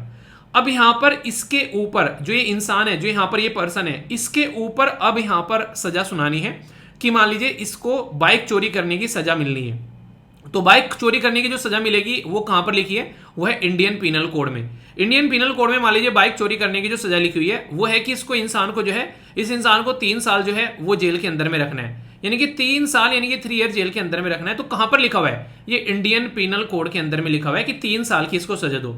पर लेकिन जो सजा सुनाई जानी है इस इंसान को, उसका प्रोसीजर क्या होना चाहिए, तो सबसे पहले क्या करेंगे, सबसे पहले तो प्रूफ करना पड़ेगा ना, बाइक चोरी कर लिए प्रूफ भी तो करना पड़ेगा। आप लोग देखो अजमल कसाब को जो है कितने दिनों तक रखा गया, सारी चीजें सिस्टमेटिक में प्रोसीजर फॉलो किया जाए। तो इनका बेसिक पर्पज ये रहता है कि देखो कुछ भी हो जाए, किसी भी बेगुनाह को सजा ना मिल जाए, ये बेसिक पर्पज रहता है। तो यहां पर 3 साल का तो पता चल गया कि बाइक चोरी की 3 साल की सजा, पर लेकिन इसको प्रूफ करो। तो प्रूफ करने के लिए पहले उस इंसान को जो है कहां से चोरी की है वहां पर ले जाया जाएगा कि कैसे कैसे तूने चोरी की, कि यहां पर ऐसे कड़ी थी, मैं एक मिस्त्री हूं, मुझे ताला तोड़ना आता है, मैंने ताला वाला तोड़ा और फिर मैं इसको लेकर यहां से रफू चक्कर हो लिया। तो यहां पर ये क्या हो गया, ये इंडियन एविडेंस एक्ट का इस्तेमाल हो गया कि यहां पर जाकर जो सबूत इकट्ठे किए गए कि कैसे कैसे इसने कारनामा किया है। सबूत इकट्ठे करने के बाद में यहां पर जो है जो फाइल जो है ये सामने आ गई कि अच्छा ये इस तरीके से इस इंसान ने घटना की है। अब यहां पर जो ये पूरी प्रक्रिया फॉलो की जाती है इसके अंदर में ये तो सबूत इकट्ठा हो गई कि किस किस बेस पे आप लोगों को सबूत इकट्ठा करने हैं, पर लेकिन इस इंसान को किस तरीके से सजा तक पहुंचाना है, यानी कि इस इंसान को किस तरीके से सजा मिलनी है, उसकी पूरी प्रक्रिया जो है वो यहां पर जो सीआरपीसी के अंदर में लिखी होती है। यानी कि आप लोग ये बोल सकते हैं कि जो यहां पर सीआरपीसी है वो प्रोसीजर है उस इंसान को सजा तक पहुंचाने के लिए। तो provide the procedure for administering जो क्रिमिनल लॉ है, यानी कि जो आईपीसी वगैरह सारी इसके अंदर में जो कानून है उसको कैसे यहां पर एक तरीके से इंप्लीमेंट करना है। तो यानी कि इंडियन पिनल कोड सबसे पहले आ गए, ये 1834 में जो चार्टर एक्ट है 1833 का, जब आप लोग पॉलिटी पढ़ते हो या फिर मॉडर्न हिस्ट्री पढ़ते हो तो ये पढ़ा जाता है वहां पर, ठीक है। तो यहां पर इसके तहत आप लोगों को देखने को मिलता है कि यहां पर ये इंप्लीमेंट किया गया और फर्स्ट लॉ कमीशन थे जो यहां पर मैकाले साहब जब ये चीजें यहां पर हमारे देश के अंदर में लेकर आएगी। फिर आजादी के बाद में इसको इंप्लीमेंट कैसे करना है, तो 1973 में यहां पर हम लोगों ने अपना खुद का सीआरपीसी लेकर आए और इसको 1 अप्रैल 1974 से इंप्लीमेंट कर दिया। इसी के साथ में जो इंपीरियल लेजिस्लेटिव जो काउंसिल जो 1872 की थी यहां पर, उसके टाइम पर यहां पर एविडेंस एक्ट निकाल के लेकर आए गए यहां पर कि किस तरीके से जो है सबूत इकट्ठा किए जाएंगे। तो ये तीनों के तीनों जो कानून है ये आप लोग बोल सकते हैं कि किसी इंसान को चोरी करने से उसको सजा तक पहुंचाने का एक रास्ता है, यानी कि ये रास्ता फॉलो किया जाता है कि उस इंसान को जो है अब सजा मिलेगी, तो ये पर्टिकुलर पैटर्न फॉलो करके यहां पर सजा मिलने वाली है। तो ये बहुत ही बेसिक सी चीज है कि हाँ यार सिस्टम इतना पुराना है तो अब इसको चेंज करने की जरूरत है, क्योंकि देख लो कितने कितने पुराने बाबा आदम के जमाने के कानून है यहाँ पर, तो चेंज करना तो यार बनता है। देखो ठीक है, अब ये सीआरपीसी जो है यहाँ पे ये भी पुराना था, फिर इसको यहाँ पर चेंज कर कर ये नया हमारे देश के द्वारा इंप्लीमेंट किया गया। तो ये मत सोचना कि ये नया नया कहाँ से आ गया, ताजा ताजा ये भी नया नया आया है, ठीक है। तो ये भी पुराना ही था, इसका नाम चेंज करके इसके अंदर में अमेंडमेंट करके हम लोगों ने अपना कानून बनाया। आप लोग खुद सोचो, मैंने कई बार बोला है कि आज की डेट में भी अगर कई जगह जाओगे हमारे देश के अंदर में जो ट्रेन है वो चल रही हैं, वो स्टेशन वो हैं, वो डब्बे वो हैं जो कि अंग्रेजों के द्वारा बनाए गए थे। यानी कि अगर कोई बोले अब से, खैर अब तो ये चेंज कर दी गई है कई सारी थोड़े से रिसेंट टाइम में 8-10 साल के अंदर में, पर लेकिन उससे पहले अगर आप लोग देखोगे तो वही पुराना ढांचा जो है वो हम लोग फॉलो करते हुए आ रहे थे। अब तो नई नई ट्रेनें चल गई, नया नया सिस्टम आ गया। तो कई बार लोग ये बोलते थे कि यार आजादी की जो है 75वीं सालगिरह हम लोग सेलिब्रेट करने वाले हैं, पहले मतलब ये पहले की बात बता रहा हूं, अब तो कर चुके हैं, ठीक है। तो यानी कि अब तक हम लोगों ने किया क्या है, अंग्रेजों की जो ट्रेन अब तक हम लोगों ने चेंज नहीं की, जो सबसे पहले उन्होंने हमारे देश को लूटने के लिए बनाई थी, अब तक भी उसके ढांचे में चेंज नहीं किया गया। यानी कि पुराने कानून हम लोग फॉलो कर रहे हैं, उनमें अब तक कोई चेंज नहीं किया गया। यानी कि अंग्रेजों के जमाने के द्वारा किया गया सारा काम अब तक हम लोग फॉलो कर रहे हैं, हम लोगों ने नया किया ही किया गया है। और इसके ऊपर कई बार डिबेट डिस्कशन भी होते हैं कई बार अलग अलग तरीके से कई सारे विद्वान जो है डिस्कशन करते हैं, तो इसके ऊपर वो बोलते भी हैं, जब बोलते हैं कि अंग्रेज हमें लूट कर ले गए, तो अंग्रेज भी इसके द्वारा कई बार ये ऐसी किताबें भी लिखी गई हैं कई सारी, जिसमें खुद अंग्रेजों के द्वारा लिखी गई कि लूट कर ले गए। ये भी तो देखो कि कितना ढांचा बना कर गए, कितना इंफ्रास्ट्रक्चर बना के गए, मतलब हमारे पैसे हमारे यहाँ पर मजे लेके गए और बोले कि ढांचा बना के गए। अपने देश में जो लेकर गए वो लूट के उसका हिसाब कौन देगा कि आप लोग सब कुछ जो यहाँ से एक तरीके से सोने की चिड़िया को आप लोगों ने सारे पंख कुतर लिए इसके बेचारी के, तो वो कंडीशन है। पर लेकिन फिर भी आप लोग खुद सोचो कि ये तो उनके द्वारा बनाए गए कानून है, वो फॉलो कर रहे हैं बेसिकली। आप लोग सोच के देखो कैसी फीलिंग आती है। तो इसीलिए यहां पर ये बोला गया था हमारे देश के प्राइम मिनिस्टर साहब के द्वारा कि यार इन कानून को चेंज करेंगे और कानून को चेंज कर कर लोगों के अंदर में ये फीलिंग लेकर आएंगे कि हाँ अब हमने अपने कानून बनाए हैं, ये पुराने कानून जो है हम लोग फॉलो नहीं करेंगे। तो यानी कि कहने का मतलब ये कि जो कॉलोनियल माइंडसेट है उसको रिमूव करने की बात की गई थी, और इसी के लिए लॉ कमीशन को भी बोला गया कि भाई साहब जो भी कानून है हमारे देश के अंदर में क्या क्या उनके अंदर में चेंज किए जा सकते हैं, वो पूरा सिस्टम जो है वो सामने लेकर आओ, उनके अंदर में क्या क्या अमेंडमेंट होने चाहिए। तो बहुत सारे ऐसे कानून हैं जो कि हमारे देश के अंदर में चेंज किए गए रिसेंटली। अभी आप लोगों ने देखा होगा even industrial relation labour laws के बारे में जब पहले पढ़ते थे पुराने कानून थे सारे, अभी रिसेंट के सारे कानून जो है वो चेंज किए गए, ठीक है। तो ये आप लोग समझ सकते हैं, ठीक है। तो ये सारी चीजें क्या हैं, ये सारी चीजें हैं कि हम लोग चाहते हैं कि हमारे कानून आज के हिसाब से हो और हमारे हिसाब से हो, ना कि किसी ऐसे इंसान के हिसाब से हो जो कि हमको कंट्रोल करने के लिए आया हुआ था। आज की डेट में तो हमारे संविधान में फंडामेंटल राइट है ना, पार्ट 3 के अंदर में हम लोग आजाद हैं, शानदार तरीके से अपनी लाइफ को एंजॉय करते हैं, तो उसके हिसाब से हमारे कानून होने चाहिए। ये बातें यहां पर बोलने की कोशिश की गई, ठीक है। अभी एक इंपॉर्टेंट बात जो कि यहाँ पर आप लोग और अच्छे से समझ पाएंगे कि कॉलोनियल माइंडसेट यहाँ पर क्यों बोला गया, क्योंकि जब इंडियन पीनल कोड में आप लोग जाओगे तो इंडियन पीनल कोड में एक पर्टिकुलर सेक्शन है जो कि अब तक भी इस्तेमाल किया जाता था। कई सारे आर्टिकल जो है आप लोगों ने देखे होंगे न्यूज़पेपर के अंदर में छपते थे इसके ऊपर, जिसको इंडियन पीनल कोड 124A बोलते थे, आईपीसी यानी कि भारतीय दंड संहिता का। तो इसको भी अब चेंज कर दिया गया है। चेंज क्या कर दिया गया, रिपील कर दिया गया है, क्योंकि एक ऐसा कानून था कि यहां पर अगर कोई भी अंग्रेजों के खिलाफ कुछ बोला करता था तो उसको उठाकर जेल में डाल देते थे। यानी कि जैसे बाल गंगाधर तिलक जी हो गए, महात्मा गांधी जी हो गए, तो बड़े बड़े जो लीडर हैं उनको सबको उठाकर जेल में डाला गया, क्योंकि उन्होंने क्या किया था, देश को जागरूक करने का काम किया था अंग्रेजों के खिलाफ। पर अंग्रेजों को क्या लग रहा है कि ये जागरूक नहीं है, ये तो हमारे खिलाफ भड़का रहे हैं लोगों को। तो वो वाली कंडीशन यहां पर सामने निकल कर आई कि भड़काना और जागरूक करने में आप लोग फर्क समझिए यहां पर। और इसको उसके साथ में कंपेयर मत करना, कई सारे जो बच्चे हैं उसके माइंड में कंफ्यूजन आ सकता है। एक तो होता है देशद्रोह, ठीक है, जो देशद्रोह होता है डीडी बोल दो आप लोग। बेसिकली देशद्रोह का मतलब क्या होता है, देशद्रोह का मतलब होता है कि जिस तरीके से आप लोग गदर मूवी देखी है, ठीक है, तो गदर मूवी देखिए, तो गदर मूवी में मान लीजिए जिस तरीके से कोई पर्टिकुलर पर्सन जो है, जैसे सनी देओल जो है, मान लीजिए अंग्रेजों को उनकी पाकिस्तान की साइड से जाकर लड़ने लगे, यानी कि गए तो अपनी साइड से है पर लड़ने लगे पाकिस्तान की साइड से, ठीक है। हालांकि वो अलग बात है जी, जो डायलॉग है वो नेक्स्ट लेवल के हैं यार, ठीक है ना। मूवी के किस किस ने देखी है मूवी है, देखी है कि नहीं देखी है, सबसे बेस्ट सीन कौन सा लगा है ये जरूर बताइएगा। तो मतलब कि सनी देओल जो है आर्मी की तरफ से ट्रक लेके गए और पता चला जाकर लड़ने लगे यहाँ पर पाकिस्तान की साइड से। तो ये क्या हो गया, ये हो गया देशद्रोह, यानी कि अपने देश को धोखा दे देना। और यहाँ पर जो है ये क्या है, ये कानून का धोखा दे देने एक तरीके से, ये क्या हो गया, राजद्रोह। यानी कि सरकार ने बोला कि ये कानून है, ये कानून को आप लोगों को फॉलो करना है और आप लोग ये कानून को फॉलो नहीं कर रहे हो, सरकार के खिलाफ जा रहे हो। तो अंग्रेज ये चाहते थे कि हमारे खिलाफ कोई ना जाए। तो सबसे जो बड़ा काम किया गया, जिसके ऊपर कई सारे आर्टिकल छापे गए, कि सेक्शन 124 को रिपील कर दिया इसमें, बेसिकली इंडियन पीनल कोड में, ताकि किसी इंसान को जो है उसके खिलाफ जो है ये इस तरीके का कि जो एक तरीके से यहाँ पर जो दंड उसको न्याय दिया जा सके। क्योंकि आजाद देश में रह रहे हैं, हमारा खुद का एक संविधान है जिसके थ्रू हमको फंडामेंटल राइट मिले हुए हैं और शानदार तरीके से हम लोग इनको एंजॉय करते हैं, आर्टिकल 12 से लेकर आर्टिकल 35 तक का। तो ये सारी बातों को ध्यान में रखते हुए इसको यहां पर रिपील किया गया, जो कि एक काफी अप्रिशिएट करने वाली बात थी। और ऐसा नहीं है कि यहाँ पर इनके बस नाम चेंज किए गए। आप लोगों को लग रहा है कि यार ये बस नाम चेंज कर दिए गए, जैसे उन टीचर ने बोला कि नाम चेंज किए गए। इसके अंदर में बहुत ही लार्ज स्केल पर, यानी कि सैकड़ों, यानी कि 100 से भी ज़्यादा चेंजेस आप लोगों को देखने को मिलेंगे इस पर्टिकुलर कानून के अंदर में। इवन यहाँ पर यह भी है कि अगर किसी बच्चे के साथ में रेप किया जाता है तो उसको मृत्यु दंड की सजा यहाँ पर दी गई है, डेथ पेनल्टी। तो इसके बारे में बात की जा रही है। इसी के साथ में देश में जो भी यहाँ पर अदालत हैं उनको 2027 तक बोला गया सबको कंप्यूटराइज किया जाएगा। तो इस तरीके के एक तरीके से मतलब सैकड़ों चेंजेस यहाँ पर किए गए हैं ताकि सिस्टम को इस तरीके से बनाया जा सके जैसा हमारे देश के लिए रिक्वायरमेंट है, जैसा हमारे देश के हिसाब से चीज़ें चल सके। तो एक तरीके से मॉडर्नाइज पर भी फोकस किया जा रहा है और यहाँ पर कॉलोनियल माइंडसेट को भी यहाँ पर खत्म किया जा रहा है और चीज़ों को काफ़ी लार्ज स्केल पर हमारे देश के हिसाब से ढालने की भी कोशिश की जा रही है, ठीक है। तो एमसीडी किया जा रहा है बेसिकली, ठीक है। तो मॉडर्नाइज किया जा रहा है, कंप्यूटराइज किया जा रहा है और अपने देश के हिसाब से चीज़ों को चेंज किया जा रहा है, ठीक है। तो ये पर्टिकुलर सिस्टम में बहुत सारे चेंजेस आप लोगों को देखने को मिलेंगे 3 कानून के अंदर में। अब यहाँ पर जो सारे के सारे नाम दिए गए हैं उनमें एक चीज़ आप लोगों ने नोटिस की होगी कि जो पहले इंग्लिश के नाम थे उन इंग्लिश के नाम को चेंज कर हिंदी के नाम में कन्वर्ट किया गया है, ठीक है। तो जैसे जैसे हिंदी के नाम आप लोगों को यहाँ पर देखने को मिल रहे हैं।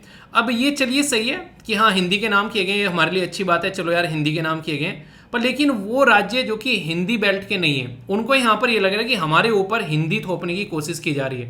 यानी कहने का मतलब यहाँ पर सीधा सीधा यहाँ पर ये बोलने की कोशिश की जा रही है कि ऐसे राज्यों को ये बोला जा रहा है कि कहीं ना कहीं ऐसे राज्य जैसे कि तमिलनाडु के चीफ मिनिस्टर जो हैं एम के स्टालिन साहब, उनके द्वारा यहाँ पर ये बोला गया कि हिंदी थोपने की कोशिश हमारे ऊपर की जा रही है, क्योंकि जो नाम थे पहले इंग्लिश में थे सारे, अब हिंदी में नाम हो गए। जैसे इंडियन पीनल कोड था यहाँ पर, तो इंडियन पीनल कोड को जो बेसिकली नाम रिप्लेस करके किया गया है तो उसको क्या किया गया है, भारतीय न्यायिक संहिता। तो यहाँ पर बीएनएस इसका नाम आप लोगों को यहाँ पर देखने को मिलेगा, जो आईपीसी था। तो ये किससे आए, हिंदी शब्द से यहाँ पर निकल कर आया। तो इसके लिए यहाँ पर ये बोला जा रहा है कि यार ये तो बिल्कुल एक तरीके से हिंदी थोपने वाली बात हो गई, हमारी समझ में हिंदी आती नहीं है, या तो हमारी लोकल लैंग्वेज आती है या फिर इंग्लिश आती है। तो इसके चलते ये काफ़ी ज़्यादा क्रिटिसिज्म भी हुआ साउथ इंडिया के जो राज्य हैं उनके द्वारा कि ये बिल्कुल गलत तरीके से हमारे ऊपर थोपा जा रहा है, ऐसा नहीं होना चाहिए। तो ये बातें भी सामने निकल कर यहाँ पर आई। अब यहाँ पर इसकी आवश्यकता क्या थी, अगर कुछ लिखने के लिए आप लोगों से क्वेश्चन पूछ ले जाए तो ये काफी इंपॉर्टेंट पॉइंट होंगे। सबसे पहले तो कॉलोनियल माइंडसेट को यहाँ पर खत्म किया जा रहा है, यानी कि अंग्रेजों के द्वारा जो हमारी मानसिकता तैयार की गई थी वो मानसिकता से हम लोग छुटकारा पा रहे हैं। ठीक है, तो आप लोग बोल सकते हैं कि उपनिवेशिक जो विरासत है जो हम लोग को मिली थी, वो लेगेसी वो हम लोग खत्म कर रहे हैं। एडवांस टेक्नोलॉजी, आप लोग सोच सकते हैं कि बाबा आदम के जमाने के कानून है, आज की डेट में हम लोग artificial intelligence, computer, machine learning, इन सब चीजों के बारे में बात कर रहे हैं। तो ये जरूरी है कि अलग अलग सिस्टम में इस तरीके की चीजों को हम लोग दूर लेकर चलें, एक तरीके से एडवांस करें। सिंप्लीफाई किया जा रहा है, पहले जो चीजें टफ थी, थोड़ा कॉम्प्लेक्स थी, उनको आसान किया जा रहा है। इसी के साथ में जो एविडेंस कलेक्शन, आप लोग खुद सोचो, फोरेंसिक जो साइंस है आज के डेट में जो हम लोग फॉलो कर रहे हैं, और मॉडर्न टेक्नोलॉजी कहां पर पहुंच गई, फिर भी पुराना पैटर्न फॉलो कर रहे हैं, तो इसको चेंज करना काफी जरूरी था। और वेरियस रिपोर्ट, आप लोग को बताऊं, लगभग 18 राज्य, 6 केंद्र शासित प्रदेश, 22 के करीब हाईकोर्ट और बहुत सारे सांसद और विधायक, उनके द्वारा मिलकर इसके ऊपर डिबेट और डिस्कशन की बात की गई। और इसी के साथ में टोटल मिलाकर ये माना था कि लगभग 158 बैठकें हुई। उसके बाद में यहां पर बोला गया कि यार इसको चेंज करके लेकर आना है। ठीक है, और इसी के साथ में बोला गया कि पॉइंटेड आउट किया गया पार्लियामेंट्री स्टैंडिंग कमेटी की जो यहां पर 111वीं और 128वीं रिपोर्ट थी, उसमें भी यहां पर रिफॉर्म के लिए हाईलाइट किया गया। पार्लियामेंट्री स्टैंडिंग कमेटी का जो 146वीं यहां पर आप लोग देखते हैं, इसमें रिकमेंडेशन दी गई थी। तो यहां पर हर एक लेवल पर रिकमेंडेशन दी गई, ऐसा नहीं कि एक दिन में ये चेंज कर दिया। तो कई सालों की तपस्या थी, ये चली हुई आ रही थी, जिसमें अभी आप लोगों को यहां पर ये पर्टिकुलर सिस्टम देखने को मिला। तो ये बात आप लोग याद रखना। वैसे तो बहुत सारी चीजें हैं, पर लेकिन कुछ कुछ मोटे मोटे पॉइंट है, जैसे मेन फीचर क्या है, यहाँ पर बात की जा रही है कि प्रॉपर डिफाइन किया गया है जो जो शब्द थे यहाँ पर कि क्या क्या इनका मतलब होगा, टेररिज्म क्या है। ठीक है, इसी के साथ में जो यहाँ पर सेपरेटिज्म के बारे में बात करें, आर्म रिबेलियन के बारे में बात करें, तो क्या है इसका मतलब। ठीक है, इसी के साथ में जो देशद्रोह वाली बात है उसको रिप्लेस कर दिया गया। कैपिटल पनिशमेंट की बात की जा रही है, मॉब लिंचिंग को, जो भीड़ है वो हत्या कर देती है किसी की, 10 साल का इंप्रिजनमेंट किया जा रहा है किसी भी तरीका अगर सेक्सुअल इंटरकोर्स किया जाता है किसी भी महिला के साथ में, और फोर्स प्रोमिस ऑफ मैरिज। आज की डेट में ये काफी ज्यादा खतरनाक चीज होती जा रही है कि शादी का नाम दे दे के कि शादी करेंगे और फिर फिजिकल रिलेशन बना लिए जाते हैं और उसके बाद में फिर बोल देते हैं कि अब शादी नहीं करेंगे। तो इसके तहत बहुत सारे केसेस रिसेंटली अभी कोर्ट के अंदर में देखने को मिले। तो यहां पर इसके ऊपर भी अभी एक तरीके से सिकंजा कसा जाएगा, आप लोग ऐसा बोल सकते हैं। इसी के साथ में यहां पर यह बात की जा रही है कि कहीं ना कहीं एक तरीके से बिल इंट्रोड्यूस कर रहा है community service as a form of जो punishment for the specific crime. तो हर चीजों को डिफाइन करने की कोशिश की जा रही है। 180 जो यहाँ पर डेज है उसके लिए चार्जशीट फाइल करने की बात की जा रही है कि इतने टाइम में जो है चार्जशीट फाइल करनी है आप लोगों को। ठीक है, ऐसे ही यहाँ पर जो मेन फीचर आप लोगों को भारतीय जो नागरिक सुरक्षा संहिता एक तरीके से संहिता का बिल की है, इसके अंदर ही बोला गया कि प्रमोट करना है टेक्नोलॉजी का यूज, पुलिस को इन्फॉर्म करना है अगर कोई भी कंप्लेन है तो ये 90 डेज के अंदर में यहाँ पर चीजें कंप्लीट करनी है।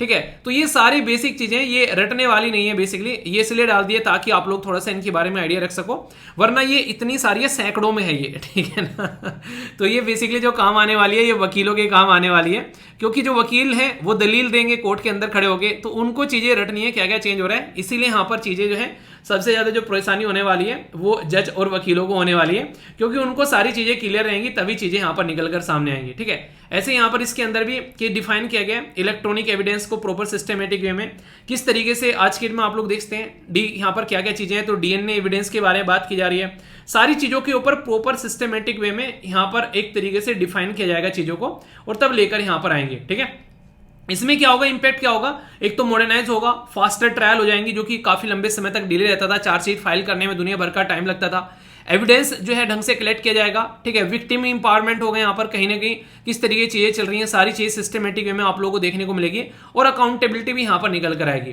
तो यानी कि ये जो पर्टिकुलर कानून है ये बहुत बड़ा चेंज लेकर आने वाले हैं। आने वाले टाइम में अब ये जो चेंज हो जाएंगे तो 50-100 सालों तक आराम से चलने वाले हैं जब तक चीजें चेंज नहीं हो जाती हैं, ऐसा आप लोग यहाँ पर समझ सकते हैं। ठीक है, तो ये था पर्टिकुलर सिस्टम। मैं आशा करता हूं कि आप लोगों के माइंड में इसको लेकर क्लैरिटी आई होगी।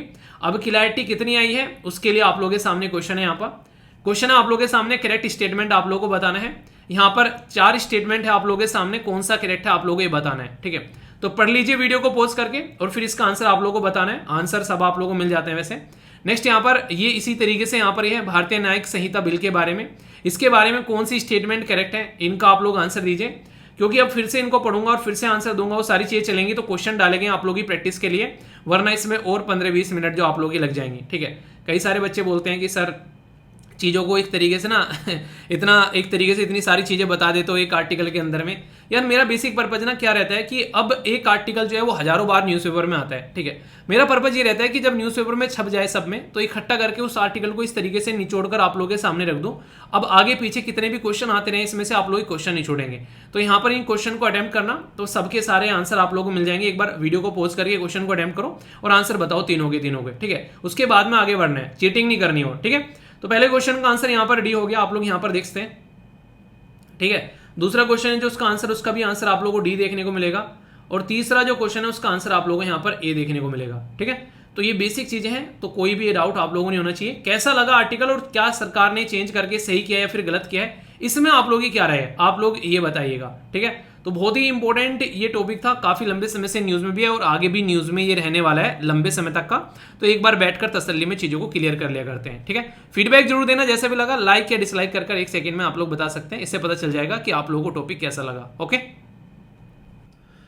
दोस्तों, ये जो आर्टिकल है ये इकोनॉमी और इसी के साथ में आप लोग एनर्जी के साथ में भी आप लोग कंपेयर कर सकते हैं, ठीक है। जिस देश की इकोनॉमी अच्छी होती है उसके अंदर में एनर्जी भरी रहती है, ऐसा भी आप लोग बोल सकते हैं, ठीक है।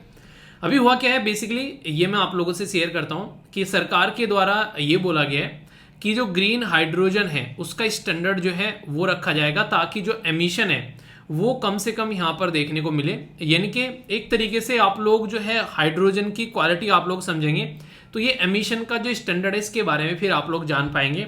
तो मैं एक एक कर आप लोगों को पहले इसका बेसिक बताता हूँ। याद होगा आप लोगों ने, अगर प्रीलिम्स का पेपर आप लोगों ने देखा है अब की बार, तो उसमें भी इसके बारे में बात की गई है। यानी कि प्रीलिम्स का अगर क्वेश्चन पेपर आप लोग उठा के देखोगे तो ग्रीन हाइड्रोजन के बारे में बात की गई है। मोटे मोटे तौर पर 3 तरीके से हम लोग इसको डिफाइन करते हैं। हालांकि तरीके तो और भी हैं, पर लेकिन जो मेन है वो मैं आप लोगों को यहाँ पर बता रहा हूँ।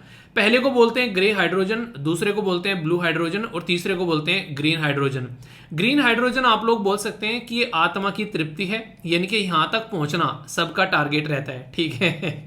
तो जो ग्रे हाइड्रोजन है यहाँ पर, ग्रे हाइड्रोजन का मतलब क्या है, यानी कि इसका मतलब ये है कि split natural gas into hydrogen and carbon dioxide. यानी कि जब यहाँ पर कोई नेचुरल गैस को हम लोग हाइड्रोजन और किसमें, कार्बन डाइऑक्साइड में ब्रेक करते हैं, तो यानी कहने का मतलब ये कि एटमॉस्फेयर में कार्बन डाइऑक्साइड का एमिशन होता है। तो इसका मतलब क्या हो गया कि ये इन्वायरमेंट को नुकसान पहुंचाएगी, ये क्लाइमेट चेंज जैसी जो प्रक्रिया होती है उसको और ज्यादा तीव्र यानी कि इंक्रीज करती हुई नजर आएगी। तो इसका नाम जो है ये ग्रे हाइड्रोजन रख दिया गया, ठीक है। तो ये एक तरीके से आप लोग बोल सकते हैं कि हाइड्रोजन की कैटेगरी में एक नेगेटिव हाइड्रोजन है, जिसका इस्तेमाल करना इन्वायरमेंट को नुकसान पहुंचाता है। इसके अंदर में जो एनर्जी का इस्तेमाल किया जाता है वो भी कहीं ना कहीं आप लोग बोल सकते हैं कि फॉसिल फ्यूल से बनाई जाती है, जैसे कोयला वगैरह उन सब चीजों से। इसी के साथ में जंप करते हैं दूसरे नंबर पर। अब दूसरा नंबर है यहाँ पर ब्लू हाइड्रोजन। ब्लू हाइड्रोजन मतलब इसमें काफी इंटरेस्टिंग काम करते हैं। जो ये वाला पहले वाला था ग्रे, उससे थोड़ा सा ये ज्यादा बेटर है, यानी कहते हैं ना कि एक तरीके से चुनुक सा बेटर है। वो चुनुक सा क्या है, कार्बन डाइऑक्साइड तो इसमें भी निकलती है, पर लेकिन इसमें इसको स्टोर कर लेते हैं और स्टोर करने के बाद में इसको रीयूज कर लिया जाता है। यानी कि कार्बन डाइऑक्साइड जो है वो इन्वायरमेंट में एमिट नहीं होती है। तो यानी कि एक तरीके से ये थोड़ा बेटर हो गया पहले वाले के कंपेयर में, ऐसा आप लोग यहाँ पर इसको बोल सकते हो।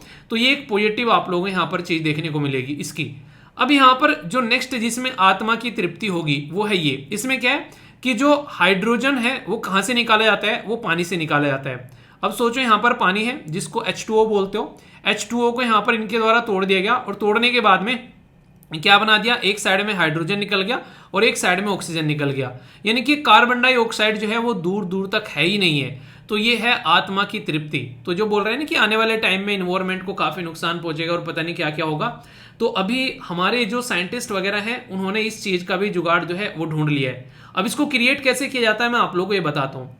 आप लोग ऐसे बोलिए, आज की डेट में जैसे सरकार का आप लोगों ने कई बार सुना होगा कि अल्कोहल बेचेंगे और उसके ऊपर फिर टैक्स लगाएंगे, यानी कि शराब बेचेंगे और उसके ऊपर टैक्स लगाएंगे। बोलते हैं कि शराब से, सिगरेट से जो टैक्स इकट्ठा होगा उसका फिर डेवलपमेंट के लिए इस्तेमाल किया जाएगा और हेल्थ को ठीक करने के लिए इस्तेमाल किया जाएगा। यार अगर तुम शराब और सिगरेट बंद ही कर दो इनको, तो फिर आधे से ज्यादा तो प्रॉब्लम इन्हीं की वजह से है, वो अपना आप ठीक हो जाएगी। यही कॉन्सेप्ट आप लोगों को यहाँ पर देखने को मिलेगा। जब हाइड्रोजन आप लोग बना रहे हो और बोल रहे हो कि ग्रीन हाइड्रोजन है, तो ग्रीन हाइड्रोजन का मतलब क्या हो गया कि जब इसको आप लोग बनाते हो तो इसके अंदर में पावर की रिक्वायरमेंट होती है, बिजली की रिक्वायरमेंट होती है। वो बिजली अगर कोयले से आप लोग जनरेट कर रहे हो और फिर ग्रीन हाइड्रोजन बना रहे हो, तो एक ऐसी ग्रीन हाइड्रोजन रहेगी। आपने कोयले का इस्तेमाल कर बिजली बनाई, जो बिजली यहां पर इस्तेमाल होने वाली है वो कोयले से बना रहे हैं आप लोग, ठीक है। तो इसलिए वो बिजली अगर सोलर पैनल से आ रही है और विंड से आ रही है तो ही यहां पर ये ग्रीन हाइड्रोजन की कैटेगरी में आएगा। तो रिन्यूएबल एनर्जी जो है वो यूज की जाएगी सोलर या फिर विंड, जिससे कि जो H2O है, बेसिकली H2O हो गया है यहाँ पर हाइड्रोजन और ऑक्सीजन बेसिकली अलग अलग निकाले जाएंगे यहाँ पर। तो ये सारा का सारा जो सिस्टम है यहाँ पर ये जो अलग अलग किया जाएगा, यानी कि हाइड्रोजन और ऑक्सीजन को जो अलग किया जाएगा, ये सिस्टम में यहाँ पर रिन्यूएबल एनर्जी का इस्तेमाल किया जाएगा। और फिर हाइड्रोजन को चैम्बर में भरकर अपना इसको जहां पर भी आप लोग चाह सकते हैं वहां पर इसका इस्तेमाल कर सकते हैं, इसको यूज कर सकते हैं। तो ये है ग्रीन हाइड्रोजन। ग्रीन हाइड्रोजन का इस्तेमाल रिसेंटली अभी यहाँ पर जो स्टील जो हमारी बनाने का जो बेसिकली प्रक्रिया है उसमें अभी बात की गई, क्योंकि बहुत लार्ज स्केल पर हम लोग स्टील मैन्युफैक्चर करते हैं, तो उसकी वजह से भी यहाँ पर ये काफी ज्यादा न्यूज में था। बेसिक है, इंपॉर्टेंट इंफॉर्मेशन है, डायरेक्ट क्वेश्चन आप लोगों से पूछा जा सकता है, तो याद रखिएगा। अभी सबसे ज्यादा जो यूज किया था वो ग्रे हाइड्रोजन यूज किया था, जो कि लगभग 95% है। तो इसमें ग्रीन की तरफ को शिफ्ट होने की कोशिश की जा रही है ताकि कार्बन को कैप्चर करके स्टोर कर ले जाए या फिर एक तरीके से उसको यूज कर लिया जाए। ग्लोबली हाइड्रोजन जो है उसके पीछे काफी सारे लोग लगे हुए आज के डेट में, क्योंकि अगर पृथ्वी पर आप लोग बात करेंगे तो पानी जो है, पृथ्वी कितने प्रतिशत भाग पर पानी आप लोग खुद बताइए, ठीक है। अगर उसका इस्तेमाल कर हम लोग ढंग से यूटिलाइज करने लगे तो आप लोग ये समझो कि जो एनर्जी की किल्लत है वो हमारी यहाँ पर ठीक होती है, आप लोगों को नजर आएगी। तो इसी के चलते यहाँ पर फोकस किया जा रहा है और हमने इसीलिए नेशनल हाइड्रोजन मिशन इसीलिए हम लोग लेकर आए ताकि हम लोग इस चीज को सुधार सकें। और इसी के चलते यहाँ पर जो इंटरनेशनल एनर्जी एजेंसी है वो भी यहाँ पर इस चीज को सपोर्ट करती है कि यहाँ पर इसको ढंग से जो है इस्तेमाल किया जाए और उसका यूज किया जाए। तो सारी की सारी बातें बता दी, कोई भी कंफ्यूजन अब आप लोगों के माइंड में नहीं होना चाहिए, ठीक है।